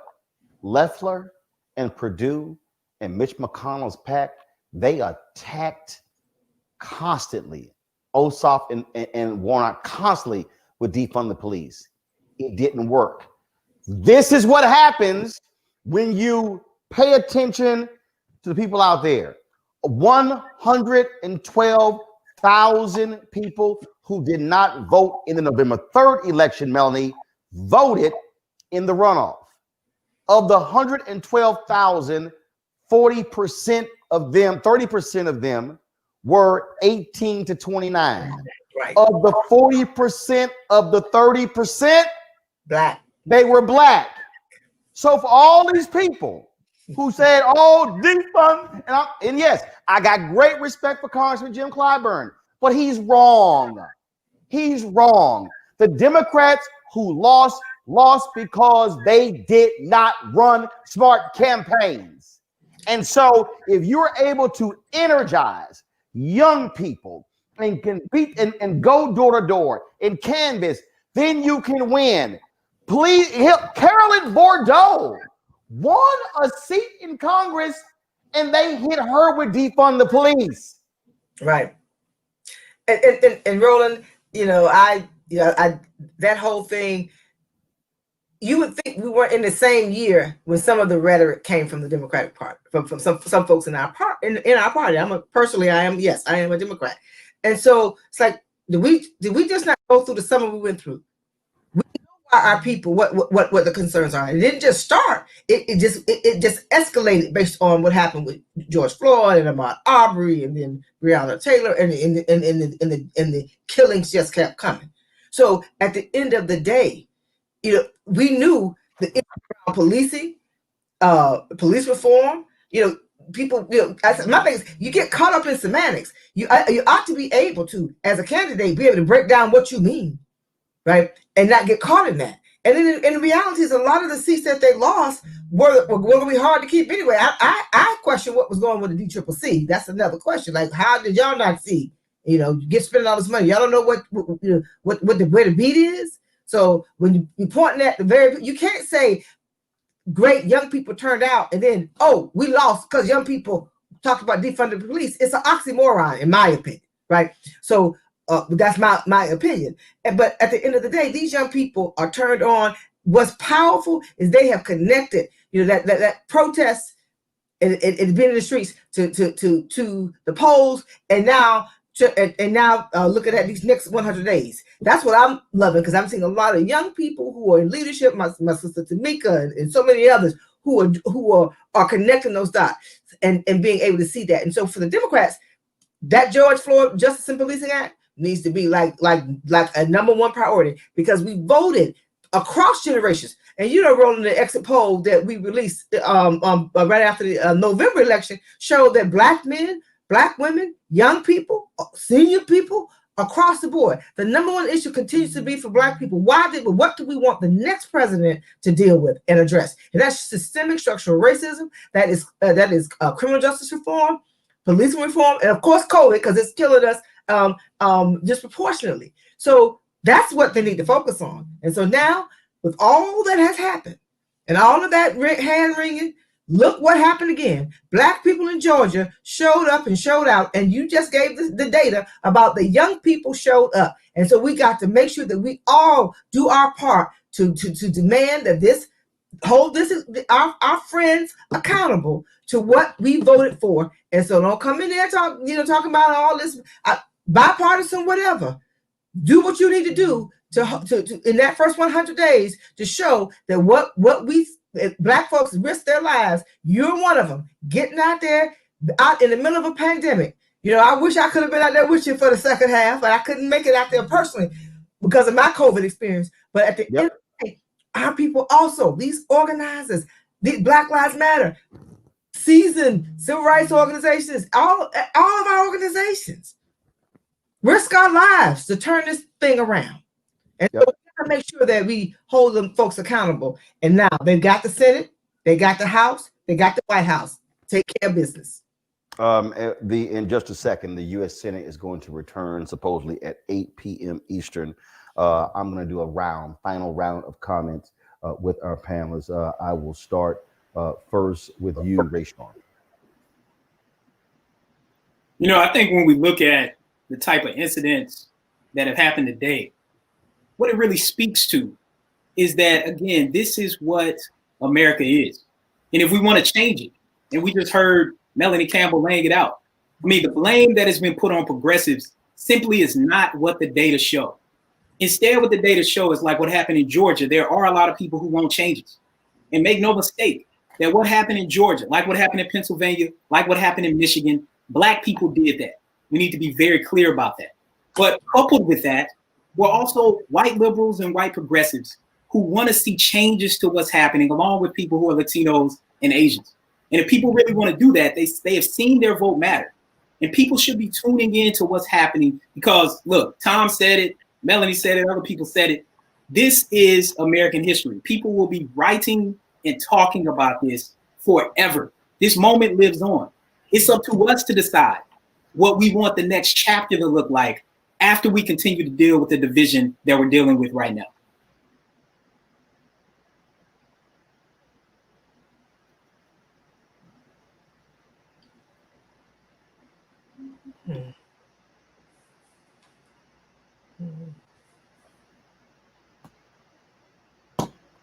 Time went out.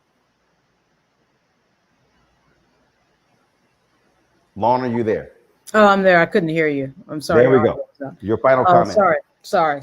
I you know, I don't know what's left really to say other than that, you know, in 14 days we get rid of Donald Trump and hopefully he gets prosecuted. There's talk of the House members moving against other House members to expel them from Congress for staging and planning an insurrection on the U.S. House, which, as another panelist mentioned, we haven't seen since the war of 1812. I think that I'm game for that. I'm good with that. I don't know what McConnell's going to say. That nonsense that he said this morning, which really to me was not strong enough. He's got to go a lot further than that. These people have got to get some guts against Donald Trump and stop being afraid of Donald Trump. I have no idea why they're afraid of Donald Trump, quite frankly, or his supporters. People keep bringing up that there's 70 million people that voted for Well, there's 80 million that voted for Joe Biden. I mean, what about them? What about those people? So I can never completely understand why people are afraid of Donald Trump or why we continue with this ridiculous charade of allowing somebody to just completely lie to people and put out misinformation, set up an incredibly dangerous situation in our country, to say the least. So let's see what happens if people can find some guts tonight when they do return to session, which they are in a few minutes. Tomorrow's another day. I don't think it's a coincidence that, and it's already been brought up, but it is worth saying again, that Ossoff and Warnock end up winning, of course, last night and tying the Senate and throwing Mitch McConnell and Donald Trump's people out of power. And then by some coincidence, Donald Trump stages this ridiculousness today to take the attention off of all that and onto this madness. But let's see what happens next. All right, then. Final comment from Tom Bonnier. Thank you, Roland. Thanks for having me on.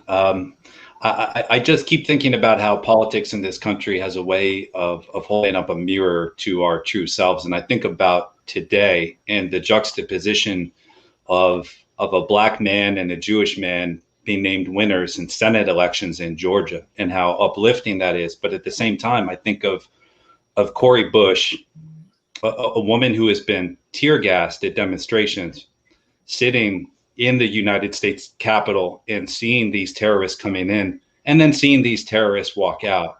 And I think those two things are true reflections of where we are as a country and where we have to go. There's reason for hope, but there's so much work to be done. Appreciate it. Thanks a bunch. Monique Presley, you have the last word.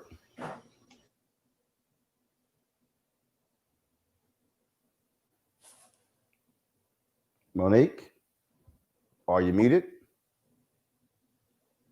Or am I muted? All right, Monique, unmute yourself. I did. Can you hear me now? There you go. Yeah, we got you. Go ahead. Great. I only have one thing to say. Power concedes nothing without a demand. It never did. It never will. Find out just what any people take quietly and submit to, and you have found out the exact measure of injustice and wrong which will be imposed upon them. Georgia spoke, not quietly. They spoke in their words. The United States spoke with their words, and all of these words were our votes. But Frederick Douglass said, it will continue until we resist. The limits of tyrants are prescribed by the endurance of those they oppress. We're done. Okay, so the people who you saw today, that's not the story. I was out there in those streets after Donald Trump was elected. We had all our pink pussy hats on. There were 1 million of us.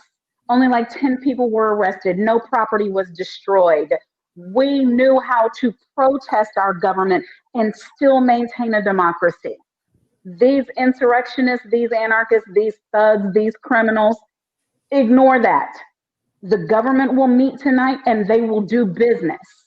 And then we will have President Joe Biden and we will have Vice President Kamala Harris.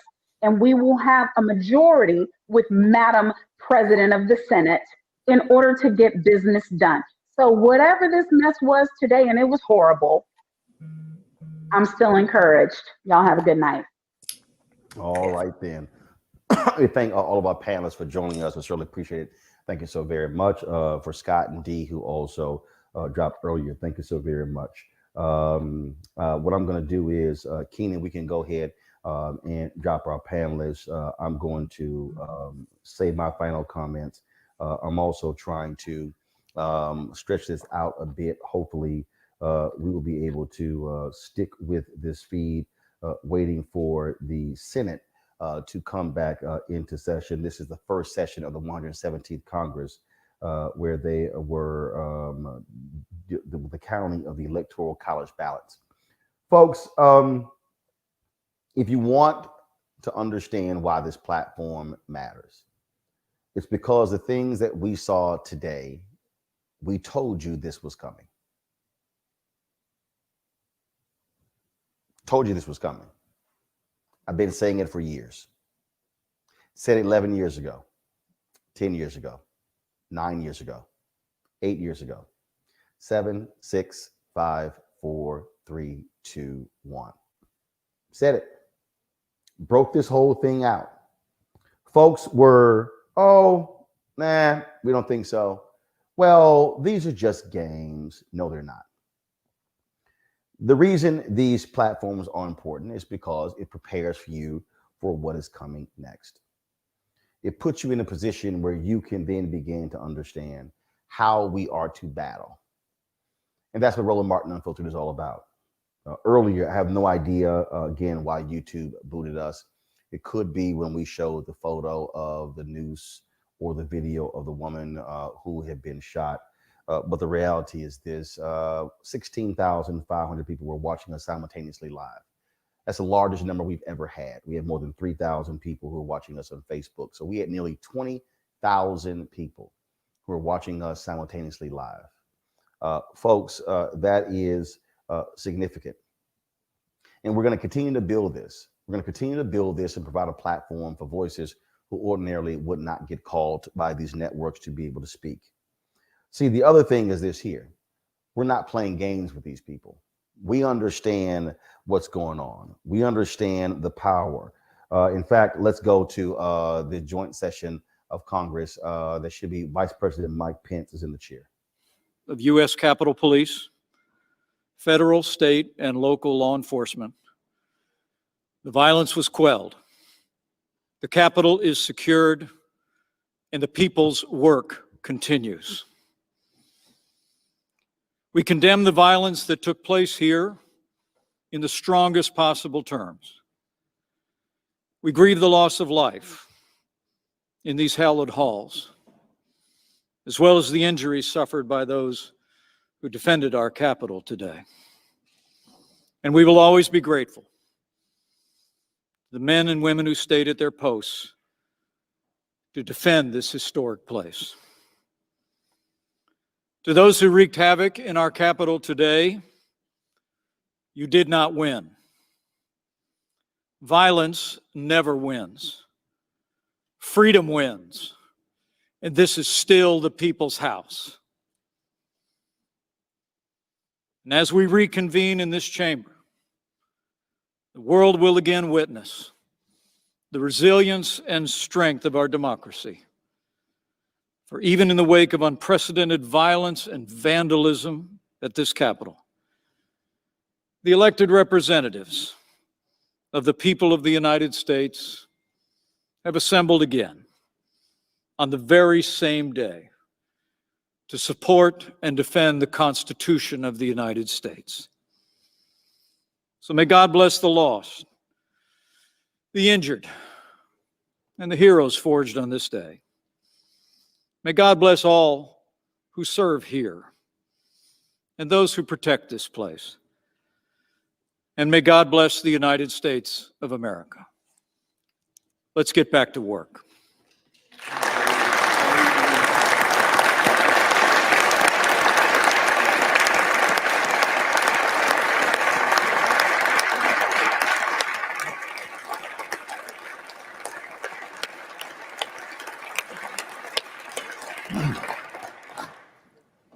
Mr. President. The Majority Leader.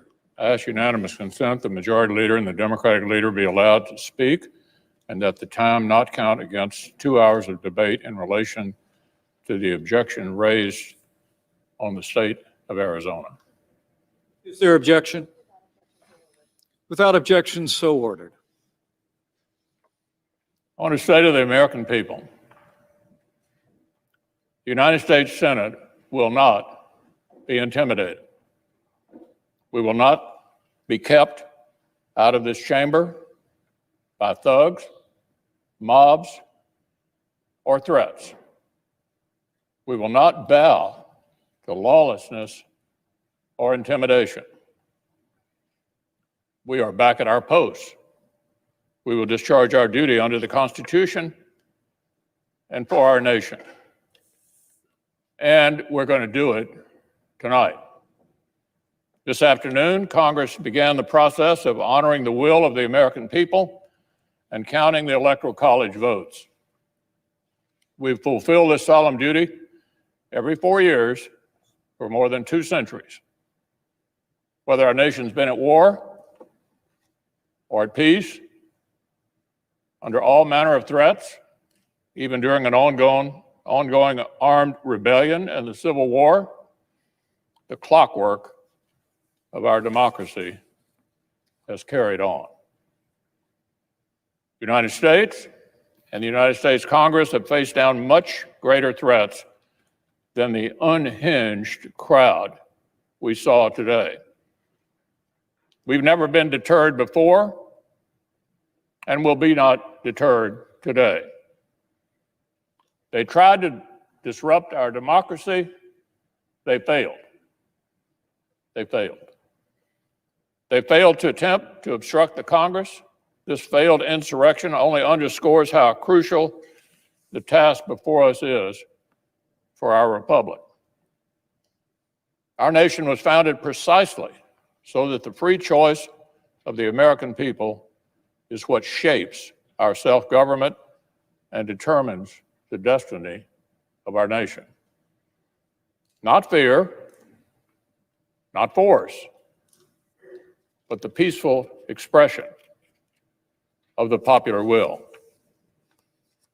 Now, we assembled this afternoon to count our citizens' votes and to formalize their choice of the next president. Now we're going to finish exactly what we started. We'll complete the process the right way, by the book. We'll follow our precedents, our laws, and our Constitution to the letter. And we will certify the winner of the 2020 presidential election. Criminal behavior will never dominate the United States Congress. This institution is resilient. Our democratic republic is strong.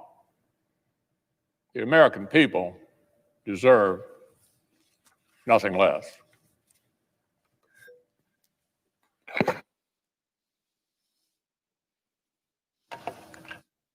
Democratic leader.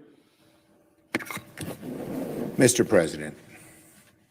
Mr. President, it is very, very difficult to put into words what has transpired today.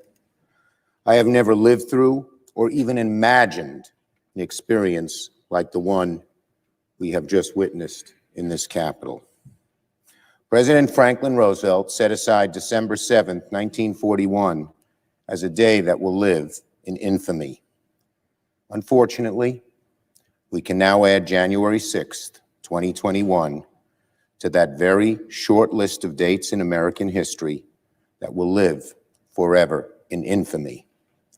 This temple to democracy was desecrated, its windows smashed, our offices vandalized. The world saw Americans' elected officials hurriedly ushered out because they were in harm's way.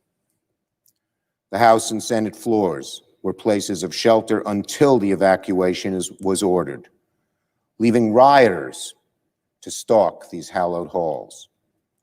Lawmakers and our staffs, average citizens who love their country, serve it every day, feared for their lives.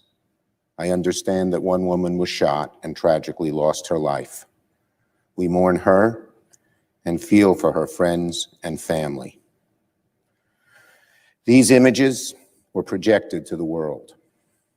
Foreign embassies cabled home their home capitals to report the harrowing scenes at the very heart of our democracy. This will be a stain on our country, not so easily washed away. The final, terrible, indelible legacy of the 45th President of the United States, undoubtedly our worst. I want to be very clear. Those who perform these reprehensible acts cannot be called protesters. No, these were rioters and insurrectionists, goons and thugs, domestic terrorists. They do not represent America. They were a few thousand violent extremists who tried to take over the Capitol building and attack our democracy. They must and should be prosecuted to the full extent of the law, hopefully by this administration, if not, certainly by the next.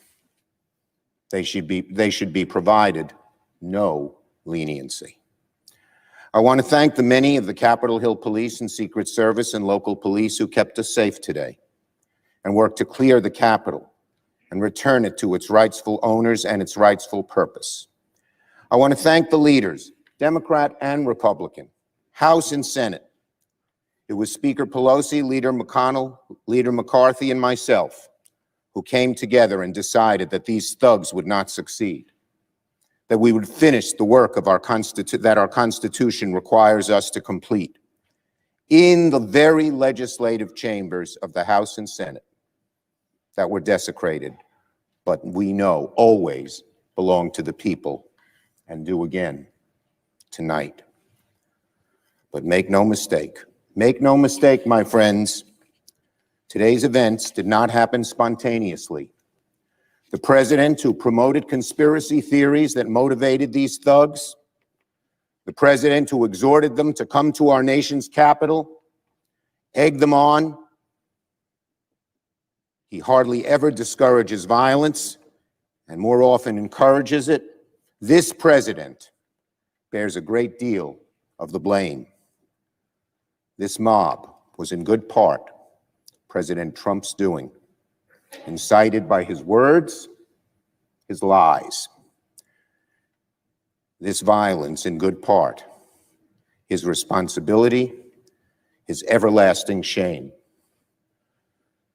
Today's events certainly would not have happened without him. Now, January 6th will go down as one of the darkest days in recent American history. A final warning to our nation about the consequences of a demagogic president, the people who enable him, the captive media that parrots his lies, and the people who follow him as he attempts to push America to the brink of ruin. As we reconvene tonight, let us remember, in the end, all this mob has really accomplished is to delay our work by a few hours. We will resume our responsibilities now, and we will finish our task tonight. House and Senate chambers will be restored good as new, ready for legislating in short order. The counting of the electoral votes is our sacred duty. Democracy's roots in this nation are deep, they're strong, and they will not be undone, ever, by a group of thugs. Democracy will triumph, as it has for centuries. So to my fellow Americans who were shocked and appalled by the images on their televisions today, and who are worried about the future of this country, let me speak to you directly. The divisions in our country clearly run deep, but we are a resilient, forward-looking, and optimistic people, and we will begin the hard work of repairing this nation tonight, because here in America, we do hard things. In America, we always overcome our challenges. I yield the floor. Mr. President. Majority Leader. I yield 2 minutes to the Senator from Oklahoma, Senator Lankford. Senator from Oklahoma.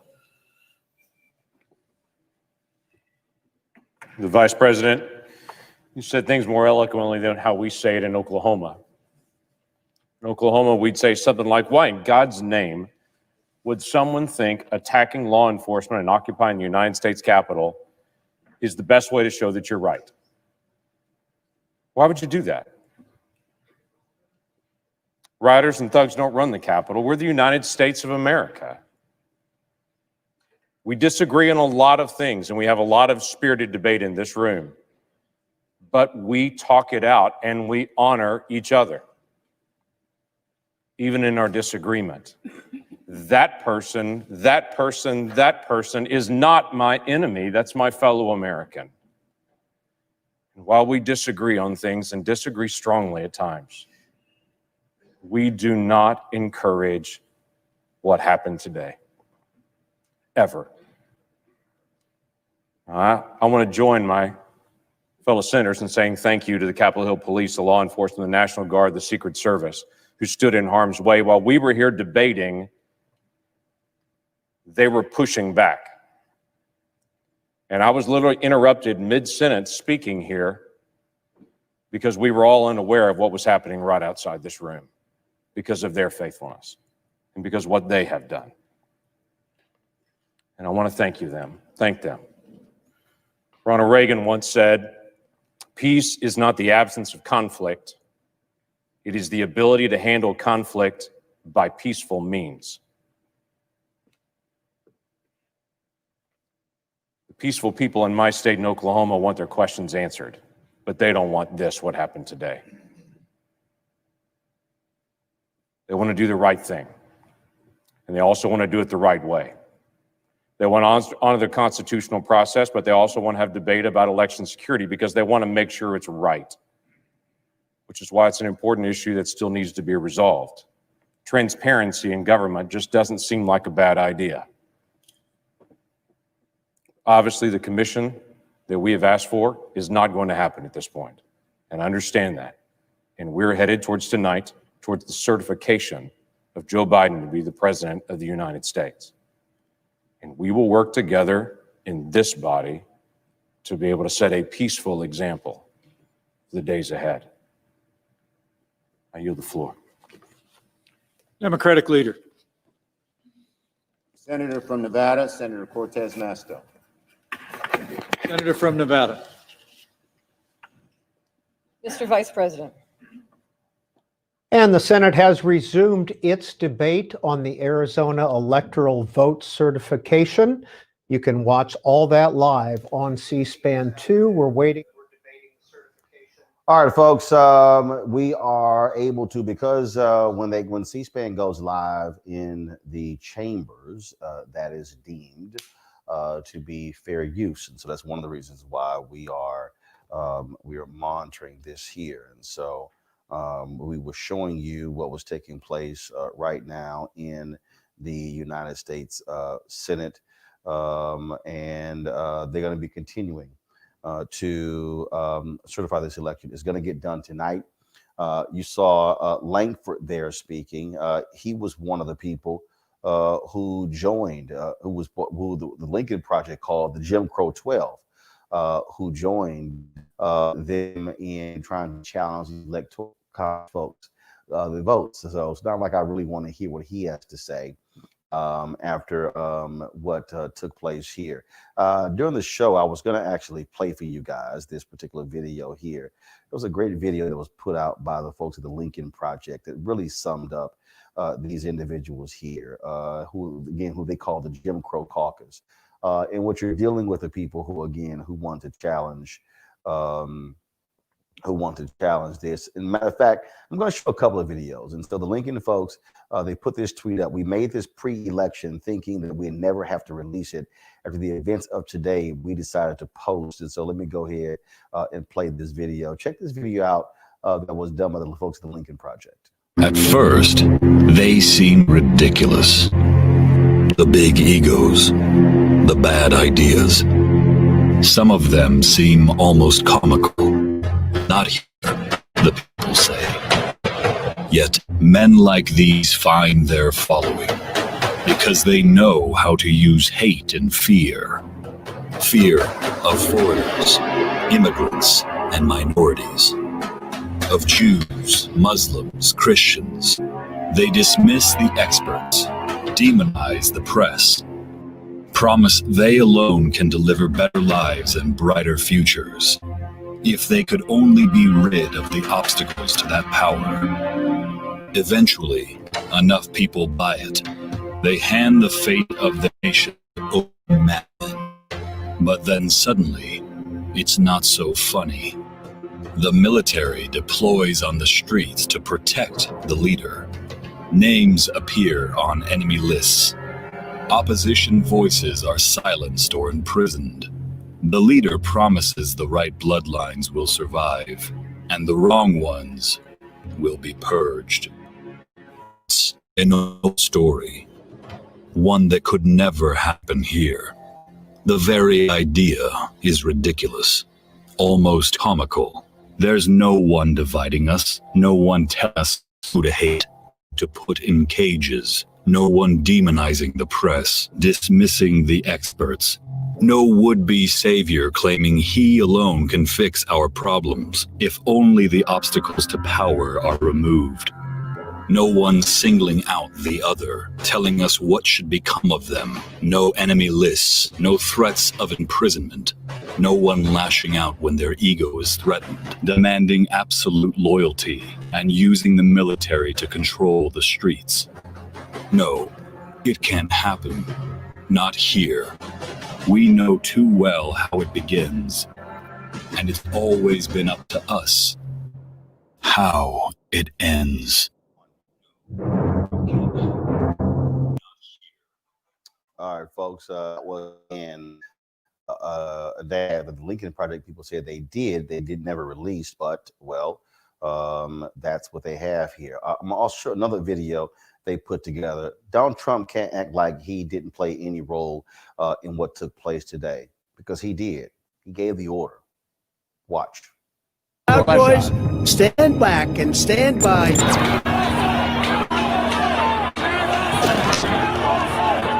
Many of you have traveled from all across the nation to be here, and I want to thank you for the extraordinary love. That's what it is. They could take it away from all of us, from me, from you, from our country. This was a fraudulent election. I know how you feel. I know your pain. I know you're hurt. We love you. You're very special. That I will totally accept the results of this presidential election if I win.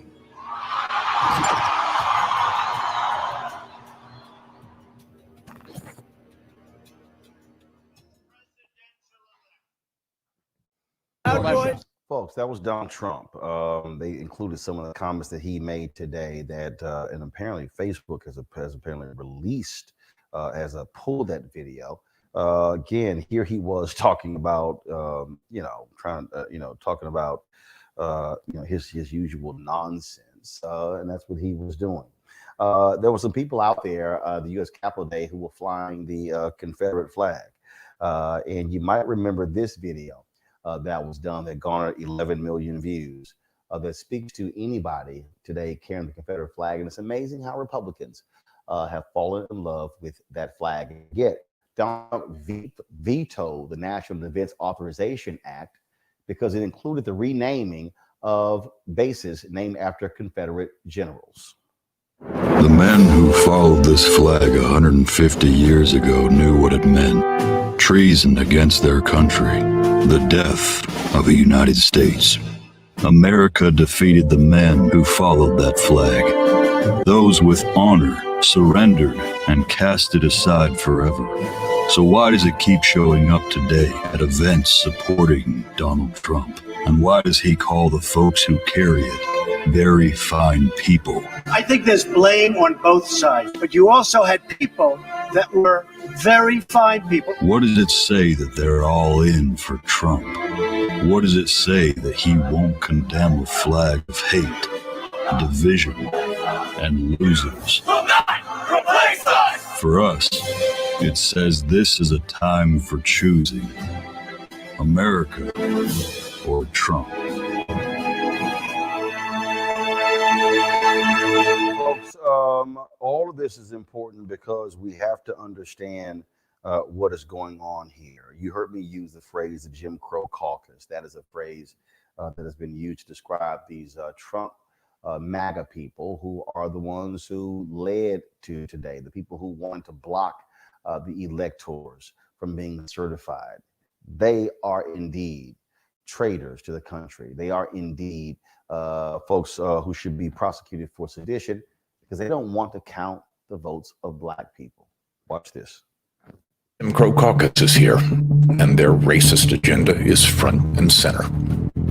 Its leaders, Ted Cruz, Josh Hawley, Marsha Blackburn, Kevin McCarthy, a dozen Republicans in the Senate, and 140 in the House want to overturn the votes of tens of millions of African Americans, to throw them out, to count white votes in white counties, but to eliminate Black votes in cities. The votes they want to strike down are from places like Atlanta, Philadelphia, Detroit, Milwaukee. Generations fought and died for civil rights, with no right held higher or earned with more blood and pain than the right to vote. But to the Jim Crow Republicans, Black votes don't matter any more than Black lives. Remember their faces. Remember their names. Remember their agenda.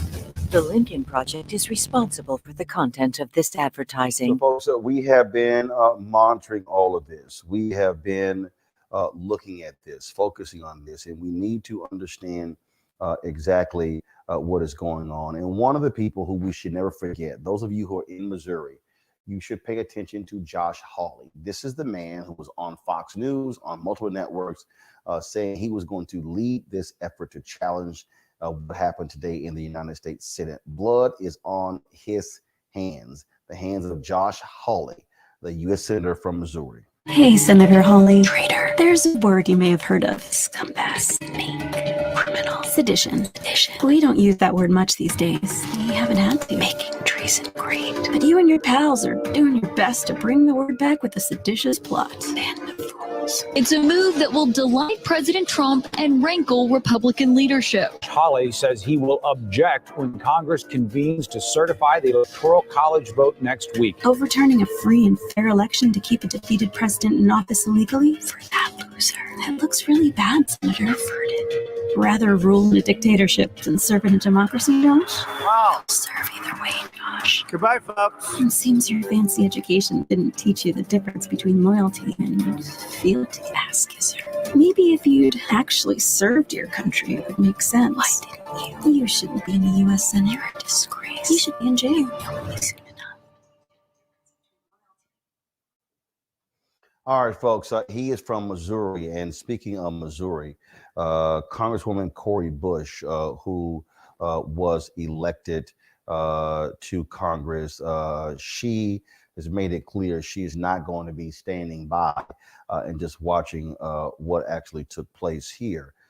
What she said is, she said these folks need to be removed from Congress. That's what she laid out. And in fact, she said she is going to introduce a bill. Let me pull the tweet up, please, so I can show you to where she lays out exactly what she wants to do. You see this tweet here.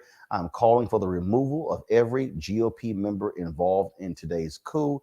If you're with me, sign your name to my petition to send them a message that you will not stand for their treason. Hold the GOP accountable for the coup attempt. It's GOPcoup.com. It's GOPcoup.com. Now, what she also did was she posted that, and it's not just her as well. I'm going to pull it up here. Ilhan Omar, she also had posted that she also wants to take action against these Republicans. And this is what she tweeted 3 hours ago. This is the tweet right here. I am drawing up articles of impeachment. Donald J. Trump should be impeached by the House of Representatives and removed from office by the United States Senate. We can't allow him to remain in office. It's a matter of preserving our republic, and we will need to fulfill our oath. That right there is Congresswoman Ilhan Omar from Minnesota, Minneapolis, and so from Minnesota. So, folks, that's what you see going on right here. There are police who are all around, armed guards stationed inside of the United States Capitol, standing outside of the chambers to protect those particular members. The folks in the folks who are in the U.S. House. They are at an undisclosed location. They too are going to be meeting as well. And so we're going to be following that. And so what I'm going to do is in a moment, I'm going to return to what's taking place on the floor of the United States Senate, where members are still also speaking and talking about what's happening with the electors. Let's go right to the floor of the United States Senate. Was the vice president about 20 minutes ago when the Senate came back in session, according to the vice president's press secretary, Devin O'Malley. Vice President Mike Pence has returned to the Senate. He never left the Capitol.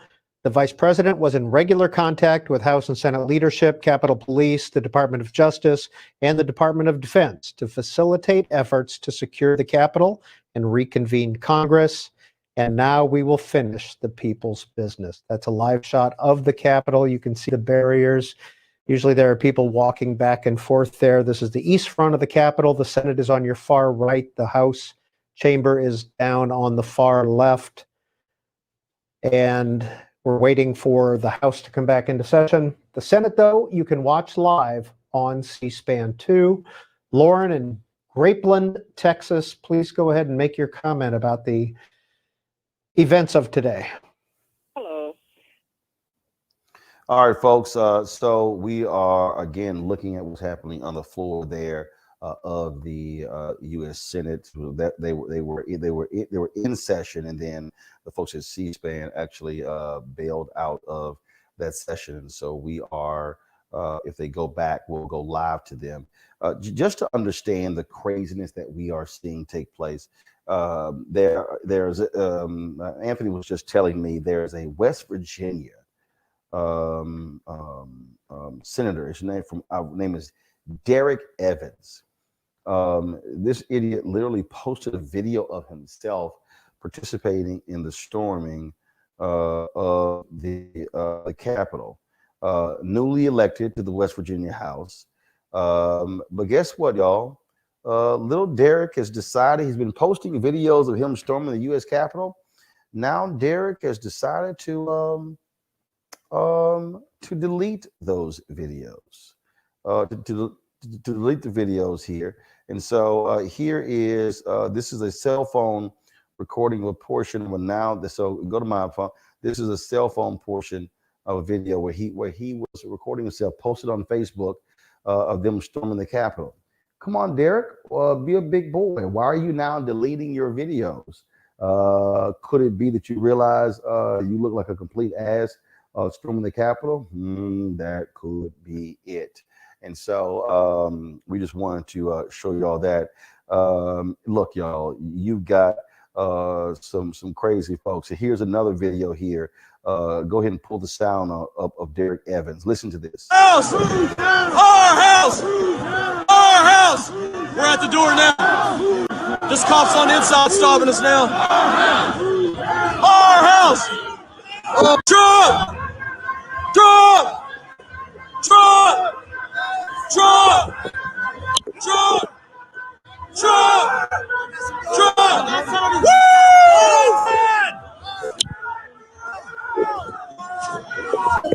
We did it! Woo! We're in! We're in! Derek Evans is in the Capitol! Let's go!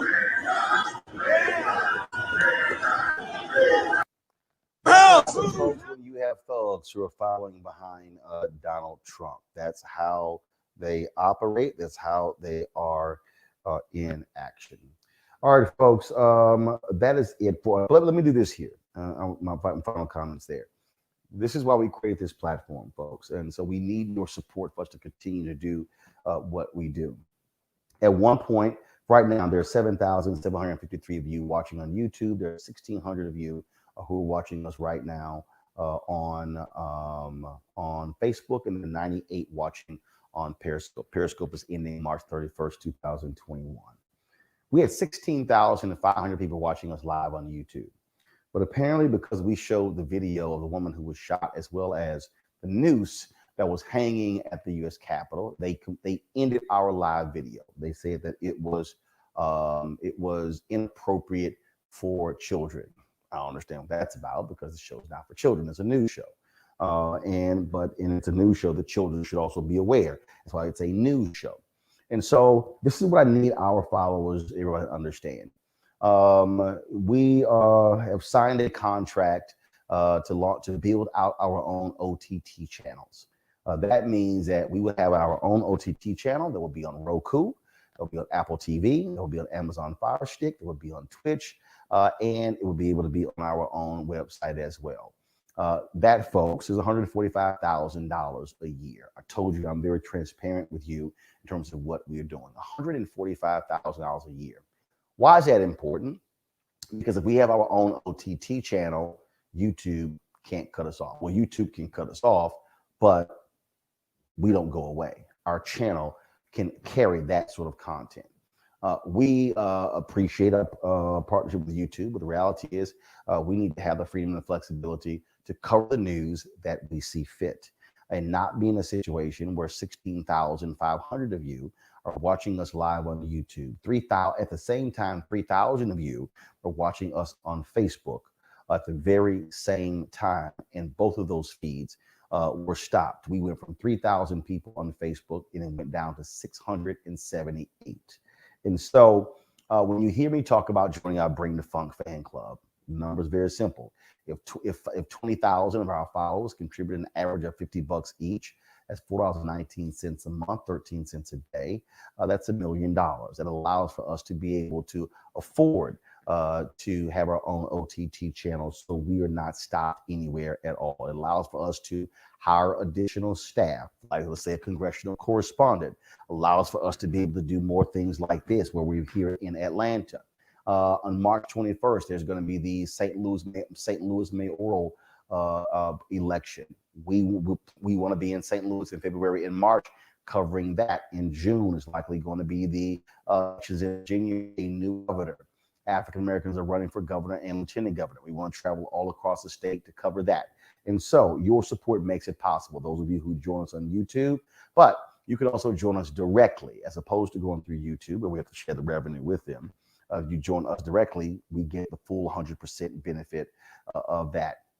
And so I appreciate those of you who are YouTube members, but I would encourage you to actually join us directly via Cash App, Square, PayPal, Venmo, or Zelle. That way we get the full 100% of your support, and we're not sharing 45% with YouTube. So you can support us. And again, what our goal is very simple, is to raise these dollars in order for us to provide the kind of news and perspective that you're not going to get anywhere else. Folks, these black media folks, the rest of them, they weren't live tonight. They didn't have the kind of show that we did. And understand, my staff wasn't there. Literally, they were not in the control room because we're located right there at Black Lives Matter Plaza. I wanted them to be safe. And so we did the Tonight Show completely virtual. That's why we do what we do. The quality product that we put on, we think is also tops. When you see this show, when you see the guests that we pull in, when you see the quality of our graphics, when you see what we do, we put on a quality show. And so your support absolutely matters. And so what I really want us to understand is, I want our people to understand that we can actually build this, and we don't have to ask anybody's permission to do so. So if you take let's just do some math here real quick here. If you take the 7,700 people who are watching right now, on YouTube, and the 1,400 people who are watching us right now on Facebook. So let me just, if I take 7,700 with the 1,400 people who are on Facebook, and I take the 100 people who are on Periscope, I'm doing 9,200 people. Let's say those 9,200 people gave us an average of $50. That's $460,000. That means we can completely pay for the OTT channel. And just so y'all know, the OTT channel that we want to have will actually have a 24-hour live stream. So when you turn on Roku, we will be 24 hours. All the content that we have, the rallies that we cover, the events that we have, we will be able to put together an entire 24-hour channel, like the Young Turks, like CNN and MSNBC. It will also allow for us to develop new shows as well. And so we are literally in the middle of doing that. We are building something, folks, that is tremendous here, and we need your support. So please support us at Cash App, $RM Unfiltered, paypal.me/RM Unfiltered, venmo.com/RM Unfiltered. You can also support us with Zelle, Roland at RolandSMartin.com. If you want to use a credit card, use Square by going to Roland, go to RolandMartinUnfiltered.com. If you want to send a money order, that's great. You can do so by sending it to 16 to New Vision Media, NU Vision Media Inc., 1625 K Street Northwest, Suite 400, Washington, D.C., 2006. And so, folks, we are building something something significant here, and that's why we need your support. So we thank you so very much. We thank you for being with us. We thank the 16,500 earlier. 8,000 of you came back, and so we're just going to keep building this thing out, folks, and grow this show from a show to a network. So thank you so very much. Thank my staff for operating on the fly, for being able to change quite quickly. That is what we do as well. And so, as I said, look, I don't have millionaires and billionaires who are supporting our show. I don't have folks who are writing those checks. You, the people, are making it possible. You, the people, are making it possible, and we certainly appreciate it. Thank you so very much. The folks at C-SPAN, they had cut away a little bit earlier, and then and here I was about to dip out as well, but I'm told that Cory Booker is now speaking, and I am trying to get out of this page here. Give me 1 second, folks. If I can quickly catch Cory speaking on the floor of the United States Senate, just give me a second. I want to be able to do that. So let's see here. If C-SPAN would allow me to do so. I want to catch his comments. Let's go to it and give me 5 seconds. This will be the last thing that we here we go. Go. Off of the shame of conspiracy theories as opposed to doing the incalculably valuable, patriotic thing to speak truth to our nation. Our democracy is wounded, and I saw it when I saw pictures of yet another insurgency, of a flag of another group of Americans who tried to challenge our nation. I saw the flag of the Confederacy there. What will we do? How will we confront this shame? How will we confront this dark second time in American history? I pray that we remember a Georgian. His words, all I can say is we must in spirit join together like those Georgians on a bridge called the Edmund Pettus, who joined hands, who were called threats to our democracy, who were called outrageous epithets when they sought to expand our democracy, to save it and to heal it, when they joined arm in arm and said what we should say now, commit ourselves to that ideal, that together we shall overcome. Majority Leader. Mr. President, I yield up to 5 minutes to the Senator from Nebraska, Senator Sass. Senator from Nebraska. Mr. President, thank you. And Mr. Vice President, let me just say before I begin, thank you for the way you have fulfilled your constitutional duties and your oath of office today. It obviously hasn't been easy. Colleagues, today has been ugly. And when I came to the floor this morning, I planned to talk about the lesson of 1801, because I'm kind of a history nerd. And I wanted to celebrate the glories of the peaceful transition of power across our nation's history. It feels a little naive now to talk about ways that American civics might be something that could unite us and bring us back together. 1801 blew everybody's mind all over the world, by the way. John Adams loses to Thomas Jefferson, and Adams willingly leaves the executive mansion and moves back to Massachusetts, and Jefferson peacefully assumes power. And people all over Europe said, that must be fake news. Those must be bad reports. There's no way any executive would ever willingly lay down power. And yet Adams, in defeat, did something glorious to give all of us a gift. I wanted to celebrate that, and it feels a little bit harder now. This building has been desecrated. Blood has been spilled in the hallways.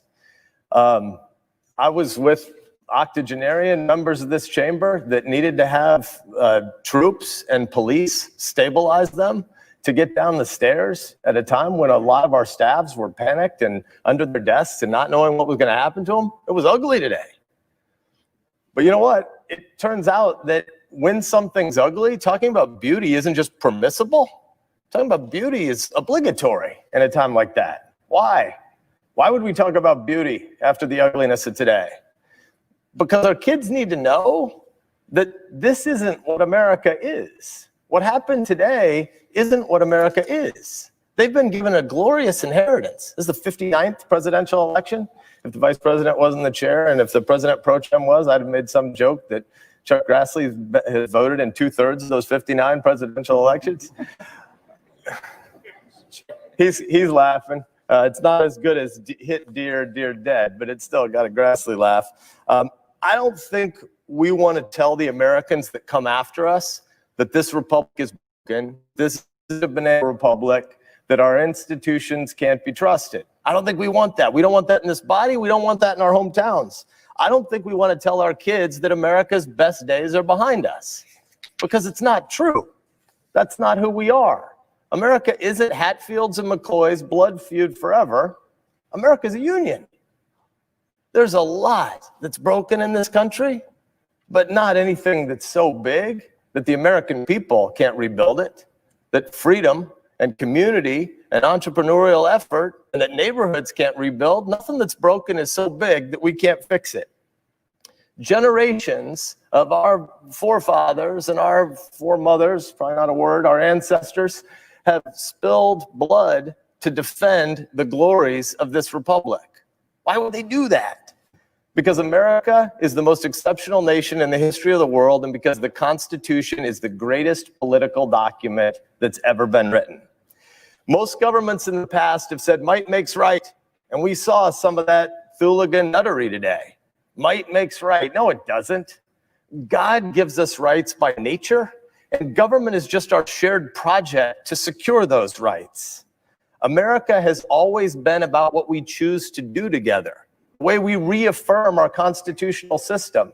We've got some governmental tasks, and we all in this body could do better at those governmental tasks, but the heart of America is not government.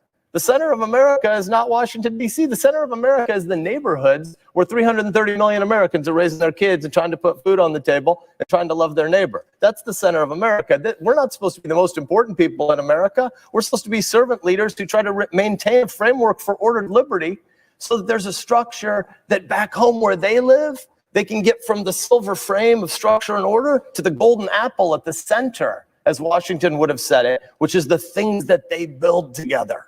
The places where they coach Little League, the places where they invite people to synagogue or church. Sometimes the big things we do together are governmental, like kicking Hitler's ass or like going to the moon. Sometimes there is governmental stuff, but the heart of America is about places where moms and dads are raising kids, and we're supposed to serve them by maintaining order and by rejecting violence. You can't do big things like that if you hate your neighbors. You can't do big things together as Americans if you think other Americans are the enemy. Look, there's a lot of uncertainty about the future. I get it. There's a lot that does need to be rebuilt. But if you're angry, I want to beg you, don't let the screamers who monetize hate have the final word. Don't let nihilists become your drug dealers. There are some who want to burn it all down. We met some of them today, but they aren't going to win. Don't let them be your prophets. Instead, organize, persuade, but most importantly, love your neighbor. Visit the widower down the street who's lonely and doesn't want to tell anybody that his wife died and he doesn't have a lot of friends. Shovel somebody's neighbor. Shovel somebody's driveway. You can't hate somebody who just shoveled your driveway. The heart of life is about community and neighborhood, and we're supposed to be servant leaders. The constitutional system is still the greatest order for any government ever, and it's our job to steward it and protect it. Let's remember that today when we vote. Democratic leader. Senator Durbin. Senator from Illinois. Thank you, Mr. Vice President. In March of 1861, a Springfield lawyer caught a train to Washington. His name was Abraham Lincoln. It wasn't his first trip here. He'd served as a congressman 15 years before, and he returned in the beginning of the Civil War to serve as president. It was a different place than he knew it as congressman. In 15 years, it had changed a lot. The Spriggs boarding house across the street, which is now the Library of Congress, was gone. And this building was changing. Big changes. They're building a dome on the Capitol. But they were also in the earliest days of a war, and President Lincoln was counseled, stop building the dome. It costs too much money, and we can't spend any more time on it. And he said, no, we're going to build that dome, and we're going to finish it. That dome and this building will be a symbol of this country that will survive this Civil War and come back strong. So they built the dome, they won the war, and since those days, that dome and this building have been a symbol to this country, a symbol of unity and of hope. Tourists come through here before COVID-19 by the tens of thousands. And if you've ever noticed their tours, they're often shushed. People are saying, show some respect for this building. We know this building in the Rotunda as a place where some of the greatest American heroes of both political parties lie in state, and we go there to honor them. We know this building because we work here. We enact laws here that change America. We gather for State of the Union messages from presidents and honor the people in the gallery. This is a special place. This is a sacred place. But this sacred place was desecrated by a mob today on our watch. This temple to democracy was defiled by thugs who roamed the halls and sat in that chair, Mr. Vice President, the one that you vacated at 2:15 this afternoon, sat and posed for pictures, those who were roaming around this chamber. What brought this on? Did this mob spring spontaneously from America? No. This mob was invited to come to Washington on this day by this president for one reason, because he knew the Electoral College vote was going to be counted this day. He wanted this mob to disrupt the constitutional process which we are part of. This mob was inspired by a president who cannot accept defeat. If you wonder whether I'm going too far in what I say, just read the transcript with the Secretary of State from Georgia and listen to this president's wild conspiracy theories, one after the other, swatted down by that Republican elected official and his attorney as having no basis in fact. This president begs, he coaxes, he even threatens that Secretary of State to find the votes he needs. In any other venue, that would be a simple, obvious crime. The lengths he will go to are obvious. The Texas senator says to us, well, many people still agree with him, you know, when it gets down to the bottom line. Many people have fallen for this presidential position that it must have been a rigged election if I lost.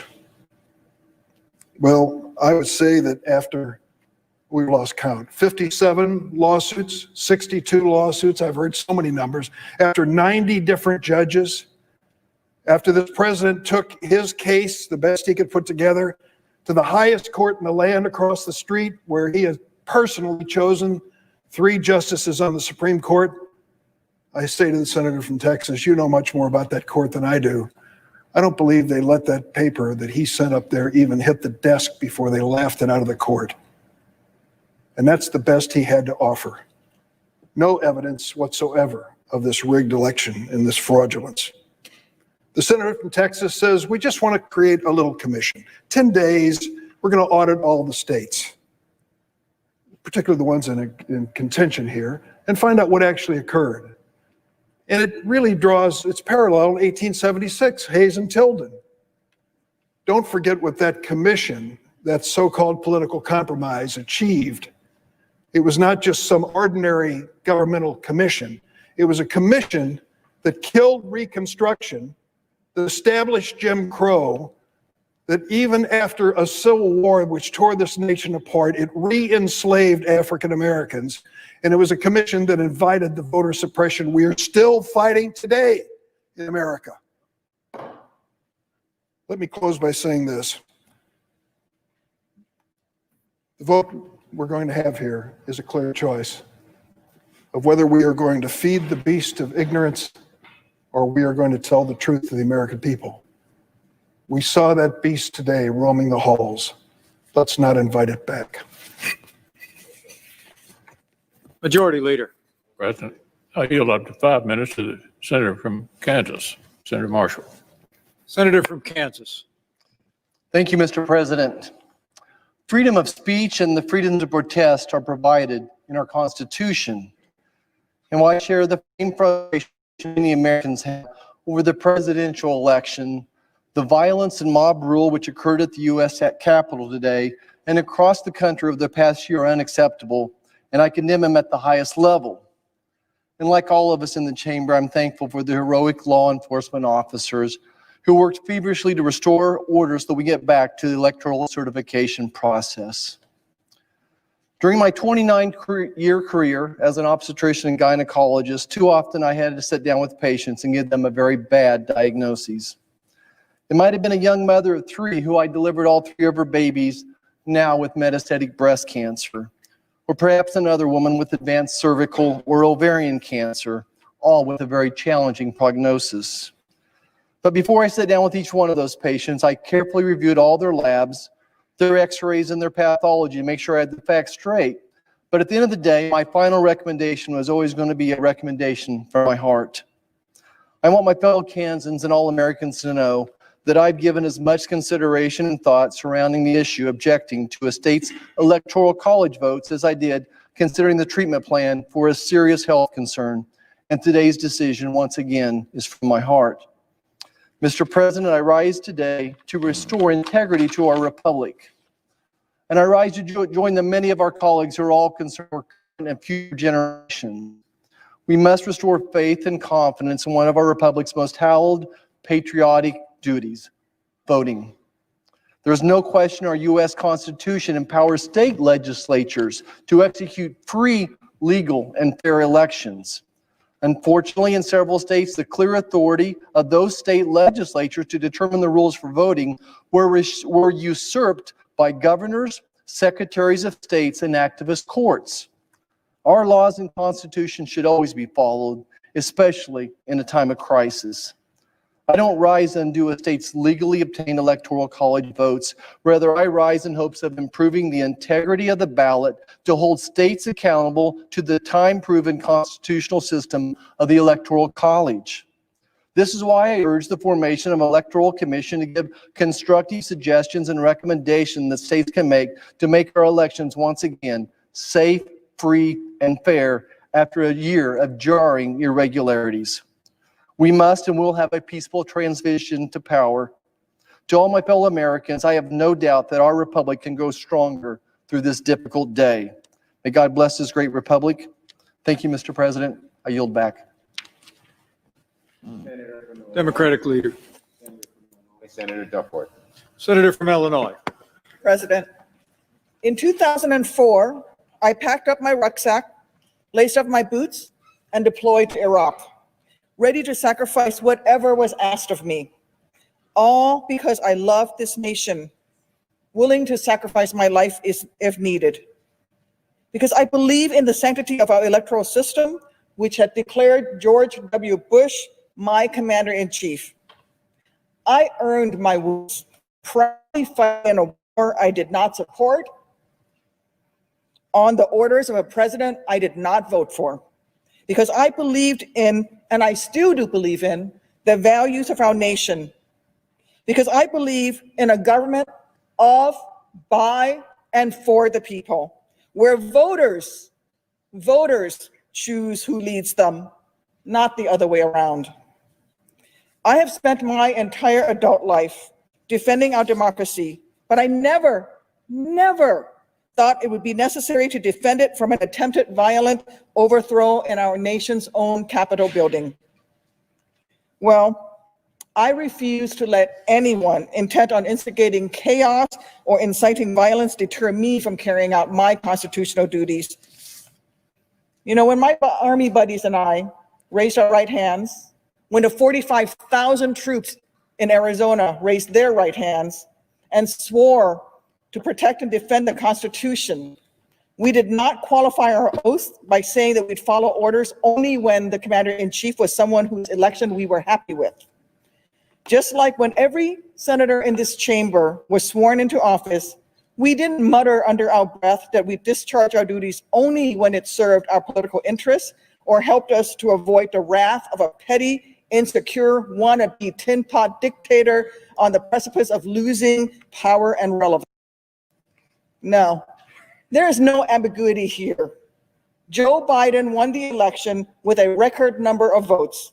Republican officials nationwide confirmed those results, including in Arizona, as has judge after Trump-appointed judge. Even Trump's attorney general admitted that the United States Department of Justice had not found widespread fraud that would have affected the outcome. Yet still, many of my Republican colleagues are asking us to ignore all of that. With no evidence of their own, they're asking us to ignore court rulings, ignore Republican election officials, and even worse, ignore the will of the people across this vast, great nation. By trying to overturn this election, they are placing more trust in Reddit conspiracy theories over the Constitution, proving that appeasing Trump is more important to them than protecting the most basic tenet of our republic, the adherence to free and fair elections. There's one thing I know, it's that my troops didn't sign up to defend our democracy in war zones thousands of miles away, only to watch it crumble in these hallowed halls here at home. Yet that is what this effort amounts to, an attempt to subvert our democracy, and in the process, it is threatening what makes America American. Because in this country, the power of the people has always mattered more than the people in power. That is the ideal that this nation was founded upon. That is why a few patriots threw some tea in Boston Harbor, why Washington crossed the Delaware, why suffragists were arrested a century ago, and why my friend John Lewis crossed that bridge in Selma in 1965. It is why millions spent a Tuesday in November standing in line, braving a pandemic to make their voices heard. Listen, this administration has always had an adversarial relationship with the truth. Trump always cries conspiracy, always foments chaos whenever something doesn't go his way. But today, we here in this chamber have the opportunity to prove that here in this country, truth matters, that right matters, that the will of the people matters more than the whims of any single powerful individual. I have no tea to throw in Boston Harbor tonight, and I regret that I have no rucksack to pack for my country, no Black Hawk to pilot,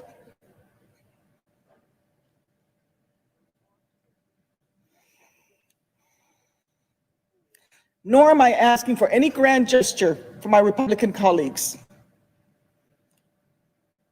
All that I'm asking of you is to reflect on the oaths that you have sworn, on the damage done to our union today, and on the sacrifices made by those who've given so much to this nation. From the service members at Fort Huachuca and Marine Corps Air Station Yuma to the marchers who bent America's moral arc a bit more towards justice with every single step that they took, every bridge that they crossed, then ask yourself whether the democracy they were willing to bleed for, the country that each of us in this chamber has sworn to defend, is worth damaging in order to protect the porcelain ego of a man who treats the Constitution as if it were little more than a yellowing piece of paper? I think we all know the right answer. Majority Leader.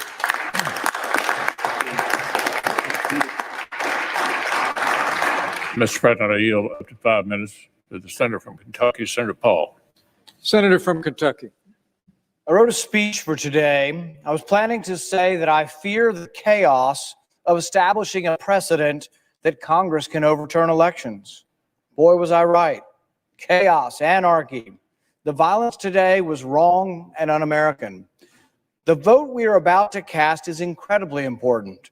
Now more than ever, the question is, should Congress override the certified results from the states and nullify the states' rights to conduct elections? The vote today is not a protest. The vote today is literally to overturn elections. We've been told that this is a protest. Well, this is about an electoral commission. No, it's not. It's about whether to seat the electors that have been certified by a state. It's not about an electoral commission. It's not about a protest. You can go outside if you want to protest. This is about overturning a state certified election. If you vote to overturn these elections, wouldn't it be the opposite of what states' rights Republicans have always advocated for? This would doom the Electoral College forever. It was never intended by our founders that Congress have the power to overturn state certified elections. My oath to the Constitution doesn't allow me to disobey the law. I can't vote to overturn the verdict of states. Such a vote would be to overturn everything held dear by those of us who support the rights of states in this great system of federalism that was bequeathed to us by our founders. The Electoral College was created to devolve the power of selecting presidential electors to the states. The Electoral College is, without question, an inseparable friend to those who believe that every American across our vast country deserves to be heard. If Congress were to give the power to overturn the state's election, what terrible chaos would ensue every 4 years? Imagine the furor against the Electoral College if Congress becomes a forum to overturn states' Electoral College slates. It's one thing to be angry. It's another to focus one's anger in constructive ways. That hasn't happened today, to say the least. We simply cannot destroy the Constitution, our laws, and the Electoral College in the process. I hope as the nation's anger cools, we can channel that energy into essential electoral reforms at the state level. America's admired around the world for our free elections. We absolutely must fix this mess and restore confidence and integrity to our elections. We must. Democratic Leader. Senator from Virginia, Senator Warner. Senator from Virginia. Mr. President, I think like most of us, I'm still pretty reeling from what happened today. What I was going to talk about was the work that I'm most proud of since I've been here, with my good friend Richard Burr and all the members of the Intelligence Committee, about a multi-year report we did into foreign interference in our elections. Probably our top recommendation of that 5-volume bipartisan report was that any official or candidate should use restraint and caution when questioning results of our elections. Because when you do so, you often carry out the goals of our foreign adversaries. Use caution because whether knowingly or unknowingly, and whether that adversary is in Russia or China or Iran, their goals are pretty simple. They want to make it appear to Americans, to folks around the world, to their own people, that there's nothing special about American democracy. I was going to try in a feeble way to maybe reach some of the rhetorical heights of Ben Sass, and I knew I couldn't do that. So instead, I know I'm violating rules here. Today's the day for violating rules. So this is a photo that appears today on one of the most prominent German newspapers. You don't need to draw up it. You can draw up photos from any newspaper or any television feed anywhere across the world. And what is this photo of? It's of thugs in the halls of this Capitol, diminishing everything we say we believe in this democracy. And when you look at those images, realize those images are priceless for our adversaries. God willing, tonight, in an overwhelming way, we're going to take a small step in a bipartisan way to start restoring that trust of our people and hopefully the billions of people around the world who believe in that notion of American democracy. Remember, these images will still endure. I yield back. Majority Leader. Mr. President, I yield up to 5 minutes to the senator from Missouri, Senator Hawley. Senator from Missouri. Mr. President, thank you. I want to begin this evening by saying thank you to the men and women of the Capitol Hill Police, the armed, the National Guardsmen, the Metropolitan Police, and others who came to this Capitol, who put their lives on the line to protect everyone here working inside of it. And I want to thank law enforcement all across this country, in my home state of Missouri and everywhere else, who do that day in and day out. And I just want to acknowledge that when it comes to violence, this has been a terrible year in America this last year. We've seen a lot of violence against law enforcement, and today we saw it here in the capital of the United States. And in this country, in the United States of America, we cannot say emphatically enough, violence is not how you achieve change. Violence is not how you achieve something better. Our Constitution was built and put into place so that there would be, in the words of Abraham Lincoln, no appeal from ballots to bullets, which is what we saw, unfortunately, attempted tonight. There is no place for that in the United States of America. And that's why I submit to my colleagues that what we're doing here tonight is actually very important. Because for those who have concerns about the integrity of our elections, those who have concerns about what happened in November, this is the appropriate means. This is the lawful place where those objections and concerns should be heard. This is the forum that the law provides for, our laws provide for those concerns to be registered, not through violence, not by appealing from ballots to bullets, but here in this lawful process. And so to those who say that this is just a formality today, an antique ceremony that we've engaged in for a couple of hundred years, I can't say that I agree. I can't say that our precedents suggest that. I actually think it's very vital what we do. The opportunity to be heard, to register objections is very vital, because this is the place where those objections are to be heard and dealt with, debated, and finally resolved in this lawful means, peacefully, without violence, without attacks, without bullets. And so, Mr. President, let me just say now briefly, in lieu of speaking about it later, a word about Pennsylvania, which is a state that I have been focused on, objected to, as an example of why people are concerned, millions of Americans concerned about our election integrity. The state of Pennsylvania, quite apart from allegations of any fraud, you have a state constitution that has been interpreted for over a century to say that there is no mail-in balloting permitted except for in very narrow circumstances that's also provided for in the law. And yet, last year, Pennsylvania elected officials passed a whole new law that allows universal mail-in balloting, and did it irregardless of what the Pennsylvania Constitution said.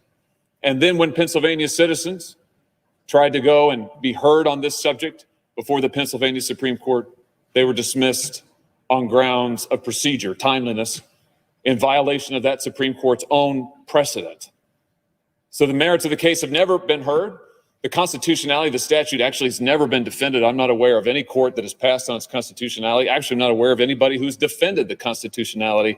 And this was the statute that governed this last election, in which there are over 2.5 million mail-in ballots in Pennsylvania. This is my point, that this is the forum The Pennsylvania Supreme Court hasn't heard the case. There's no other court to go to hear the case in the state. And so this is the appropriate place for these concerns to be raised, which is why I have raised them here today. And I hope that this body will not miss the opportunity to take affirmative action to address the concerns of so many millions of Americans, to say to millions of Americans tonight that violence is never warranted, that violence will not be tolerated, that those who engage in it will be prosecuted, but that this body will act to address the concerns of all Americans across the country. We do need an investigation into irregularities, fraud. We do need a way forward together. We need election security reforms. I bet my friends on the other side of the aisle don't disagree with that. We need to find a way to move forward on that together so that the American people from both parties, all walks of life, can have confidence in their elections and that we can arrange ourselves under the rule of law that we share together. Thank you, Mr. President. I yield the floor. Democratic leader. Senator from Pennsylvania, Mr. Casey. Senator from Pennsylvania. I rise tonight to defend the people of the Commonwealth of Pennsylvania, to defend the more than 6.9 million voters who voted in this election, and to condemn in the strongest possible terms this attempt to disenfranchise the voters of Pennsylvania based upon a lie, a falsehood. That same lie sowed the seeds of today's violence and today's lawlessness here in the Capitol. One of my constituents, Susan from the Lehigh Valley, the community of our state where Senator Toomey lives, recently wrote to my office and perhaps said it best. She said, and I quote, "We cannot allow anybody to overturn the legal votes of the citizens of Pennsylvania. This would be the ultimate destruction of our democracy," unquote. Susan had it right. We cannot allow anybody, and she put that word in all caps, to overturn the legal votes of the people of our state. Let me address the allegation regarding the Pennsylvania Constitution and the General Assembly. Somehow that the General Assembly didn't have the authority to enact no excuse mail-in voting, that process for the people of our state. First, the law in question, Act 77, was passed in 2019 and was implemented without any serious question as to its constitutionality. The law was passed by a Republican-controlled General Assembly, House and Senate. It was only after the 2020 election, when it became clear that President-elect Joe Biden won Pennsylvania by a little more than 80,000 votes, did some Republican politicians in our state decide to challenge the constitutionality of the law. Second, Act 77 is plainly constitutional. My colleagues allege that the state constitution requires in-person voting except under limited circumstances. This is not true. While Pennsylvania lays out specific situations in which absentee voting is required, there is no in-person requirement in our state's constitution. The Constitution set a floor, not a ceiling, for this type of voting.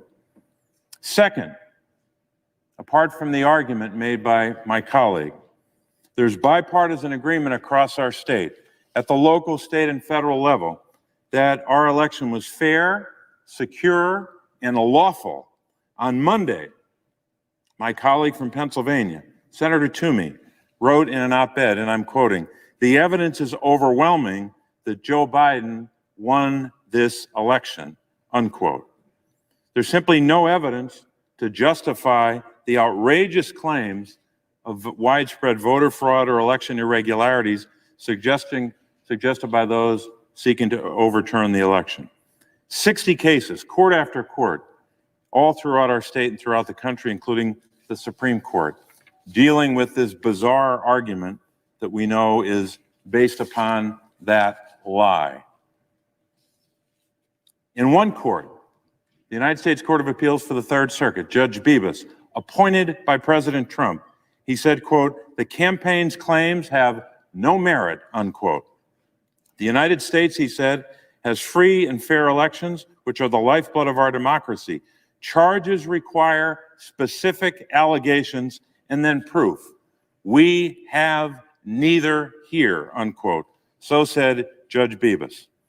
Finally, Mr. President, a word about those election officials who did such work. These election officials all across our state, Republicans and Democrats, from red counties and blue counties, they did their jobs. They are patriots. And these objections are an attack on these Pennsylvania public servants. Give you one example. Republican Commissioner Al Schmidt, I should say, of Philadelphia.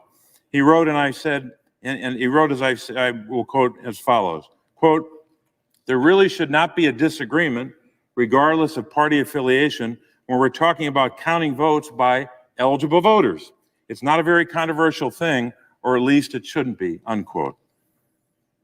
After Election Day, Commissioner Al Schmidt, his family, and his colleagues were subjected to death threats simply because he was trying to do his job with integrity. It calls to mind, Mr. President, that great line from America the Beautiful, "Oh, beautiful for patriot dream that sees beyond the years." These election officials, like so many of our patriots, we heard from Senator Duckworth tonight, a real patriot. These patriots did their job. Let's support these patriots. Vote against this objection. Majority Leader. I yield 5 minutes to the senator from Utah, Senator Romney. Senator from Utah. Mr. President, today was heartbreaking, and I was shaken to the core as I thought about the people I met in China and Russia and Afghanistan and Iraq and other places who yearn for freedom and who look to this building and these shores as a place of hope. And I saw the images being broadcast around the world, and it breaks my heart. I have 25 grandchildren. Many of them were watching TV, thinking about this building, whether their grandpa was okay. I knew I was okay. I must tell you as well, I was proud to serve with these men and women. This is an extraordinary group of people. I'm proud to be a member of the United States Senate and meet with people of integrity as we do here today. Now we gather due to a selfish man's injured pride and the outrage of supporters who he has deliberately misinformed for the past 2 months and stirred to action this very morning. What happened here today was an insurrection incited by the President of the United States. Those who choose to continue to support is a dangerous gambit by objecting to the results of a legitimate democratic election will forever be seen as being complicit in an unprecedented attack against our democracy. Fairly or not, they'll be remembered for their role in the shameful episode in American history. That will be their legacy. I salute Senator Langford and Loeffler and Braun and Daines, and I'm sure others, who in the light of today's outrage have withdrawn their objection. For any who remain insistent on an audit in order to satisfy the many people who believe that the election was stolen, I'd offer this perspective. No congressional audit is ever going to convince these voters, particularly when the president will continue to say that the election was stolen. The best way we can show respect for the voters who are upset is by telling them the truth.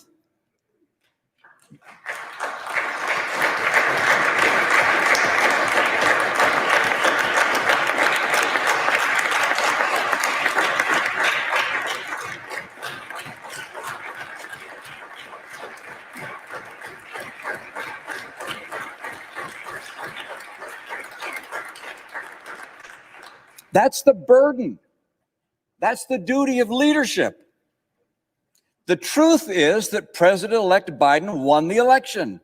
President Trump lost. I've had that experience myself. It's no fun. Scores of courts, the president's own attorney general, state election officials, both Republican and Democrat, have reached that unequivocal decision. And in light of today's sad circumstances, I asked my colleague, do we weigh our own political fortunes more heavily than we weigh the strength of our republic? the strength of our democracy, and the cause of freedom? What's the weight of personal acclaim compared to the weight of conscience? Leader McConnell said that the vote today is the most important in his 36 years of public service. Think of that. Authorizing 2 wars, voting on 2 impeachments. He said that not because the vote reveals something about the election, it's because this vote reveals something about us. I urge my colleagues to move forward with completing the electoral count, to refrain from further objections, and to unanimously affirm the legitimacy of the presidential election. Thank you, Mr. President.